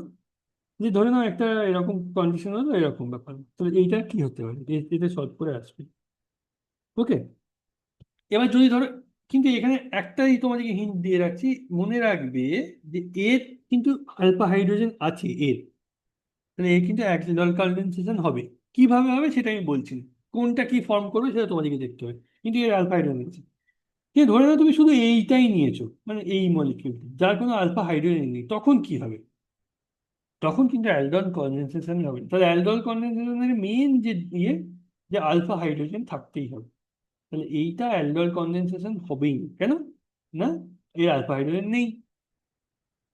এইটা একটা রিয়াকশন করে এরকম একটা অ্যালকোহল তৈরি করে আর একটা অ্যাসিড তৈরি করে, এইটাকে বলে ক্যানিজারো রিয়াকশন। তাহলে যাদের আলফা হাইড্রোজেন থাকে না, অ্যালডল কনডেনসেশনের বদলে তারা কি রিয়াকশন দেয়, ক্যানিজারো, এবং সেখানে একটা অ্যালকোহল তৈরি হয় এবং একটা অ্যাসিড তৈরি হয়। বুঝে গেল? এবার মেকানিজমটা দেখি যে কি ব্যাপারটা কি রকম কি তৈরি হয়। OH মাইনাস ক্যান্ডিডারের ক্ষেত্রে কি হয় দেখো, যেহেতু তোমার আলফা হাইড্রোজেন নেই, তাহলে ও কোনো রকম আগে যেটা করছিল কি, এখান থেকে একটা হাইড্রোজেন ট্রানজিশন নিতে পারলো না, এখানে OH মাইনাস ডিরেক্টলি এটাকে অ্যাটাক করলো, পুরো O মাইনাস তৈরি হলো, এটার জন্য। এবার এটা যখন ফিরে আসছে, এটাকে যখন ফিরে আসছে, তখন এই বন্ডটা গিয়ে আবার এর এখানে অ্যাটাক করছে। এই বন্ডটা CH বন্ডটা ভেঙে যাচ্ছে, যে এটাকে এখানে ও চলে যাচ্ছে, এখানে নিচ্ছে, যে এটাকে মাইনাস হচ্ছে। তাহলে এই পার্টটা থেকে সি ডবল বন্ড, এটা বন্ড হয়ে যাচ্ছে, এই পার্টটা থেকে অ্যাসিড তৈরি হলো। আর এটা এখানে CH আবার এই হাইড্রোজেনটা চলে আসছে, তাহলে CH3O মাইনাস, এটা থেকে অ্যালকোহল তৈরি হলো। পরিষ্কার? এবার আমরা আসছি একটা কনসেপ্ট, তাহলে কাইনিজার রিয়াকশন পড়লাম, অ্যালডল রিয়াকশন পড়লাম। আমি এই জন্যই আজকে একটাই চ্যাপ্টার পড়াতে চেয়েছিলাম, কারণ প্রচুর জিনিসপত্র আছে, তোমরা বুঝতেই পেরেছো, হিউজ। সময় দাও, নিজেরা দেখো। এবং সব থেকে বড় কথা, যারা ফিজিক্সের স্টুডেন্ট তাদেরকে আমি বারবার বলবো, যেহেতু যখন তোমরা এই কেমিস্ট্রি এই পোর্শনগুলো আসবে, তোমরা একটু নিজেরা লিখে প্র্যাকটিস করবে, প্র্যাকটিস করতে হবে সবসময়। মানে যদি তুমি MCQ দেখলে বা ফোনে ভিডিও দেখে নিলে কিন্তু হবে না, একটু প্র্যাকটিস ছাড়া করা খুব মুশকিল। এবার আসছে ফ্রি রেডিক্যাল। ফ্রি রেডিক্যালের ক্ষেত্রে কি হয়, রেডিক্যাল জিনিসটা কি না, রেডিক্যাল মানে হচ্ছে একটা আনপেয়ার্ড ইলেকট্রন যদি থাকে, আনপেয়ার্ড ইলেকট্রন যদি থাকে সেটাকে বলে ফ্রি রেডিক্যাল। মানে ফ্রি রেডিক্যাল গুলো কিন্তু প্রচন্ড আনস্টেবল। মানে আমরা যেমন ধরো দেখছিলাম, একটা ক্ষেত্রে এটা প্লাস হলে সেটাকে আমরা বলছি ক্যাটায়ন, রাইট, কার্বোক্যাটায়ন। যদি এটা মাইনাস হচ্ছিল তখন আমরা বলছিলাম মাইনাস। এবার প্লাস হলে টোটাল এই কার্বনটাতে 6টা ইলেকট্রন থাকছিল। যখন তোমার মাইনাস হচ্ছিল তখন এই কার্বনটাতে 8টা ইলেকট্রন থাকছিল, অষ্টক পূর্তি থাকছিল। কিন্তু এখন যদি তুমি হিসেব করো কি হবে, দুটো, দুটো, দুটো, 6টা, এইটা একটা 7টা। এটা একটা ফ্রি রেডিক্যাল। তাহলে ফ্রি রেডিক্যাল কি চাইবে, ইলেকট্রন নিতে না ইলেকট্রন ছাড়তে, বলো? ফ্রি রেডিক্যাল সবসময় রিয়াক্টিভ হয় এবং ওরা চাইবে সবসময় একটা ইলেকট্রন নিতে। নিতে চাই। হ্যাঁ না, ওকে অষ্টক পূর্তি করতে হবে, খুব সহজ ব্যাপার। সেই জন্য ওরা প্রচন্ড অ্যাক্টিভ হয় এবং খুব তাড়াতাড়ি রিয়াকশন করতে থাকে, করতে চায়। তো দেখো এখানেই বলো, all the radial describer have 7 electron, that is 1 unpaired electron. এই যে একটা আনপেয়ার্ড ইলেকট্রন থাকে, এইটাই হচ্ছে ফ্রি রেডিক্যালের সব থেকে বড় বৈশিষ্ট্য। মনে রাখবে, ফ্রি রেডিক্যালে একটা আনপেয়ার্ড ইলেকট্রন থাকে এবং ফ্রি রেডিক্যাল এই জন্য ম্যাগনেটিক মোমেন্ট শো করে। সরি, ম্যাগনেটিক মোমেন্টকে অবশ্য ফিজিক্সে আবার মিউ দিয়ে লেখে, ওই জন্য আমি লিখে ফেললাম। ম্যাগনেটিক মোমেন্ট কেন তোমার শো করবে? কারণ তোমার এখানে একটা আনপেয়ার্ড ইলেকট্রন আছে, সেই জন্য ম্যাগনেটিক মোমেন্ট শো করবে। Right? তাহলে রেডিক্যালস কি? ইলেকট্রন ডেফিসিট, কারণ 7টা ইলেকট্রন আছে, ও একটা ইলেকট্রন চাইছে, electron deficit. Because they want to attend octet, কারণ ধরো একটা অক্টেট করে, এবং এরা ভেরি রিঅ্যাক্টিভ ইন নেচার হয়। কি করে র্যাডিক্যাল তোমরা জেনারেট করতে পারো? দুটোই মাত্র প্রসেস হয়, মনে রাখবে, দুটোই মাত্র প্রসেস হয় তোমরা র্যাডিক্যাল জেনারেট করার। একটা হচ্ছে থার্মাল জেনারেশন আর একটা হচ্ছে ফটোকেমিক্যাল জেনারেশন। থার্মাল মানে ধরো তুমি রোদের মধ্যে দিলে তখন কি হয়, এই যেমন এই যে পারক্সাইড বললাম না তোমাদেরকে, এই যৌগগুলো এরকম ধরনের যৌগ যদি হয়, এই জন্য এই পারক্সাইড যদি বন্ড থাকে, এই বন্ডগুলো খুব আনস্টেবল বন্ড হয়। যদি হিট দাও এই বন্ডগুলো খুব সহজে ভেঙে যায় এবং এরা এরকম র্যাডিক্যাল তৈরি করতে পারে। খুবই কম এক্সাম্পল আছে, একদম ভয় খাওয়ার কিছু নেই। এই রকম ধরনের যদি তুমি বন্ড রাখো, থার্মাল যদি হিট থাকে, হিট আর লাইট এই দুটো ছাড়া নর্মালি রেডিক্যাল জেনারেট তুমি করতে দেখতে পাবে না। তো এটাকে যদি হিট দাও এরকম রেডিক্যাল করি। আবার এখানে ক্ষেত্রে হয় কি, এন টু একটা স্টেবল গ্যাস, রাইট, নাইট্রোজেন। তো এই বন্ডগুলো ভেঙে এন টু একটা গ্যাস হয়ে বেরিয়ে যাবে, আর এরাও একটা রেডিক্যাল তৈরি করবে, এটাও হিটের জন্য হয়। মেন কনসেপ্ট কি, weak bonds breaks during this process. যেমন ধরো N2 বা এই ধরনের যদি রিলিজ হয় তখনও র্যাডিক্যাল তৈরি হবে। বলতে কথা যে বন্ডগুলো উইক বন্ড হয় সেগুলোকে ব্রেক করবে হিটের জন্য এবং দুটো র্যাডিক্যাল তৈরি হবে।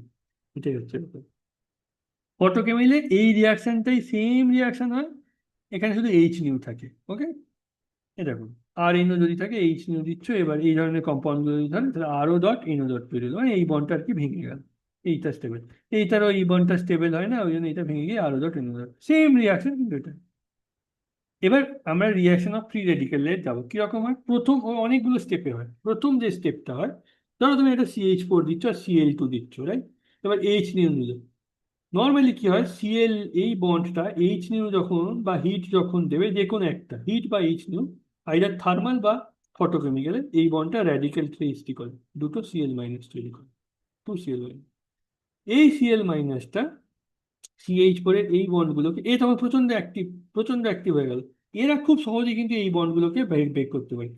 এই বন্ডগুলোকে কিন্তু মনে রাখবে, একটা রেডিক্যাল যদি কোনো কারণে তৈরি হয়ে যায়, সে যখন এসে আর একটা বন্ড বা ভাঙবে, সে আর একটা রেডিক্যালই জেনারেট করবে।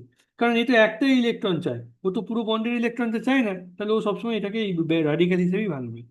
তাহলে এটাকে ভাঙলো, ভেঙে একটা রেডিক্যাল তৈরি হলো, আর এইচ ডট একটা রেডিক্যাল তৈরি হলো, এইচ এইচ ডট আর Cl কম্বাইন করে HCl স্টেবল যৌগ তৈরি হলো, কিন্তু এইটা রেডিক্যাল তৈরি হয়ে গেল, রাইট? সিমিলারলি এইটা রেডিক্যাল যখন স্টেপ টুতে যখন এইচ তৈরি হয়ে গেল, এই রেডিক্যালটা, এই স্টেপ টু রেডিক্যালটা ও আবার এই Cl এর সঙ্গে Cl এর এই বন্ডটাকে ব্রেক করলো, দিয়ে একটা Cl। এই জন্য এই প্রসেসটাকে বলা হয় চেইন রিয়াকশন। কেননা তুমি কোনোভাবে যদি এইটাকে একটা করে একটা রেডিক্যাল তৈরি করে দিতে পারো, বাকি রেডিক্যাল কিন্তু এই প্রসেসটাতে তৈরি হতেই থাকবে, হতেই থাকবে, হতেই থাকবে, রাইট? এইটাকেই ওই জন্য বলা হয় চেইন রিয়াকশন। তোমরা এটা দেখে নেবে। তো বেসিক্যালি তোমরা যদি দেখো CH4 Cl2, এটা যদি এইচ নিউ দাও এবং এটা দাও, এটা একটা চেইন রিয়াকশন চলতে থাকবে। এবং কখন থামানো যাবে, কোনো কারণে তুমি যদি শেষকালে দুটো রেডিকেল, যেটা ধরো তোমার আগে ওখানে ক্ষেত্রে কি হচ্ছিল, Cl তৈরি হচ্ছিল, রাইট, দিয়ে এটাকে ব্রেক করে Cl ডট হয়ে বেরোয়, কোনো কারণে ওই Cl ডট আর এই দুটো রেডিকেলকে কম্বাইন করাতে পারো, তবেই তোমার শেষ হবে, বা এই দুটোকে কম্বাইন করাতে পারো তবেই তোমার স্টেবল হবে। তার আগে কখনো শেষ হবে না, রিয়াকশনটা চলতেই থাকবে, একবার স্টার্ট করে দিলে চলতেই থাকবে, এটাই হচ্ছে চেইন রিয়াকশন। পরিষ্কার? স্যার বলছি কম্বাইন্ডে করানো হয় কিভাবে? কম্বাইনটা কিভাবে করানো হয়, মানে ওই সিএলটাকে স্যার ওই সি ডটের যে ফ্রি বাইরে থেকে, রেডিক্যালের সাথে। হ্যাঁ ধরো তুমি বাইরে থেকে অ্যাডিশনালি Cl দিয়ে দিলে কোনো একটা কারণ, কোনো একটা ভাবে, হুম, সেটা। বা ওই যে ধরো যে পাত্রের মধ্যে হচ্ছে, অনেক সময় এরা তো খুব অ্যাক্টিভ হয়, সেই পাত্রের দেওয়ালের সঙ্গে যুক্ত হয়ে যায়, যে র্যাডিক্যালটা শেষ হয়ে গেল, ওইভাবে নির্বাচনগুলো করা হয়। এবার আমি নিজে এক্সপেরিমেন্টটা তো ডিজাইন করে, যারা এক্সপেরিমেন্ট ডিজাইন করে তারা আরো বেটার বলতে পারবে যে এক্স্যাক্টলি কি কোনগুলোকে দেখে দেখে করতে হয়। আর মোদ্দা কথা হচ্ছে কম্বাইনটা করাতে হবে তোমার, বুঝা গেল? এবার আসছি পলিমারাইজেশন রিয়াকশন, এটাই শেষ টপিক আজকে। পলিমারাইজেশন রিয়াকশনটা কি? ওই সেম, এটা হচ্ছে র্যাডিক্যাল রিয়াকশনের একটা পার্ট। কিরকম কি হয়, ধরে নাও তোমার কাছে একটা, মনে রাখতে হবে, ধরো ফ্রি রেডিক্যাল পলিমারাইজেশন। পলিমারাইজেশন মানে কি না, ধরে নাও তোমার কাছে একটা ইউনিট আছে, আমরা কি বলি পলিথিলিন, তাই তো? পলিথিলিন কি, ইথিলিন মানে কি, CH2। এই ইথিলিন যৌগটাকে তুমি যদি একটা বহুত বড়, মানে মানে তুমি যদি অনেকগুলো এন এন যোগ করতে করতে যাও, তাহলে তোমার যে যৌগটা তৈরি হবে CH করে, এটা হচ্ছে পলিথিলিন, মানে পলিমার অফ ইথিলিন হচ্ছে পলিথিলিন, বোঝা গেল? এখানে ফ্রি রেডিক্যাল পলিমারাইজেশন দেখি, ধরে না তোমার এরকম একটা অ্যালকিন যৌগ আছে, মানে ওই ডবল বন্ড আছে, রাইট? এবং তোমাকে রেডিক্যাল প্রথমে তৈরি করতে হবে, মনেই রাখতে হবে এটা তোমায় তৈরি করতে হবে। তাহলে যেমন রেডিক্যাল তৈরির কি প্রসিডিওর আমরা বললাম, হিট দিলে বা ফটোকেমিক্যাল রিয়াকশন করে দিয়ে রেডিক্যাল তৈরি হয়। এই রেডিক্যালটা যেটা তৈরি হলো, সে আরোটা এই ডবল বন্ড অ্যালকিনের সঙ্গে যুক্ত হলো, হলো হয়ে এরকম আর একটা রেডিক্যাল তৈরি হলো। যেমন CH4 এর ক্ষেত্রে দেখলাম, ও CH4 এর বদলে এটা, CH4 এর বদলে এই যৌগটা, কিন্তু এখানে ডবল বন্ড যেহেতু আছে, ও এর তো ইলেকট্রন প্রাচুর্য প্রচুর বেশি, ও এখান থেকে একটা করে একটা ডট তৈরি হয়ে গেল খুব সহজেই, দিয়ে ডট। এই তো দেখো, তাহলে এবার বুঝতে পারছো, এ আরো যুক্ত হয়ে এই একটা বড় ইয়ে তৈরি। এবার এই ডটটা আবার এর, এই আরো এর বদলে এই আসবে এই জায়গাটাতে, রিপ্লেস করবে করে এর সঙ্গে যুক্ত হবে, যেটা চলতেই থাকবে চলতে থাকবে, এবং এটা বাড়তেই থাকবে বাড়তেই থাকবে, বোঝা গেল? এই যে যেটা বললাম, এ এসে এইগুলো এটা করলো, আবার এ আবার আর পরের স্টেপে এ এসে এটাকে রিপ্লেস করলো, দিয়ে এর সঙ্গে যুক্ত হলো, এটা বাড়তেই রইলো বাড়তেই রইলো, দিয়ে একটা পলিমার তৈরি হলো। তোমাদের কাজ হচ্ছে এই যৌগটার সঙ্গে এই যৌগটার পলিমার তৈরি হলে কি হবে সেটা আমাদেরকে দেখানো। দু তিনটে কোশ্চেন দিলাম, তোমরা কিন্তু প্রত্যেকে এই কোশ্চেনগুলো সলভ করবে, করে আমাকে বলবে, বুঝা গেল? খাতায় কলমে করবে, করে বলবে। এই হচ্ছে মোটামুটি তোমাদের আজকের ছিল। এবার তোমরা যদি দেখো সিলেবাসটা, আমি বলতে পারি আমরা অনেকটা জিনিস কভার করেছি। তোমরা ইউনিট 4-এরটা যদি দেখতে চাও, ইউনিট 7 থেকে আমরা অনেক জিনিস কভার করে নিয়েছি। যেমন ধরে নাও এই যে aldol condensation, mechanism of aldol condensation, এগুলো সব কভার হয়ে গেছে। আবার তুমি যদি এখানে দেখতে চাও, কোথায় গেল, আহ, আহ, এটা কোথায় দেখছিলাম, মার্কোনিকভস, এগুলো সব যেগুলো ছিল, মার্কোনিকভস রুল, হ্যালো, এগুলো সব কভার হয়ে গেছে, মানে এই জন্য আমি বলে দিলাম যে ইয়েগুলো। আর ইউনিট 4 বিটা তো কভার হচ্ছেই আমাদের, ওকে? এবার আমরা যখন রেফার করবো তখন মনে রাখবে এই চ্যাপ্টারটাকে আমরা রেফার করবো, এটা আমাদের ফার্স্ট চ্যাপ্টার, পরিষ্কার? এগুলো তো হয়েই গেছে, প্লাস ওগুলো সব বললাম। এই ছিল তোমাদের আজকে জিনিস। তোমরা আজকে এবার সময় নাও, সময় নিয়ে দেখো। বড় ক্লাস হয়ে গেল এটা আজকে, বাট এটাই আর কি বলছে। স্যার বলছি সময়টা একটু এগোনো যাবে, মানে 8টা থেকে হ্যাঁ, বুঝতে পারছি। দেখি, আমি অবশ্যই আমি চেষ্টা করবো একটু 8টা থেকে করে দিতে হবে, হ্যাঁ? ঠিক আছে, বা 8:15-20 থেকে যদি সে চেষ্টা করে, হ্যাঁ? ঠিক আছে, রাত হয়ে যাচ্ছে অনেক, ঠিক আছে। ওকে, চলো, বাই।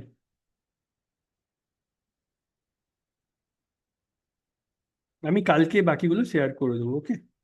আজকে আর মোস্টলি হয়তো রাত হয়ে গেছে, হবে না, কালকে সব শেয়ার করে দেবো।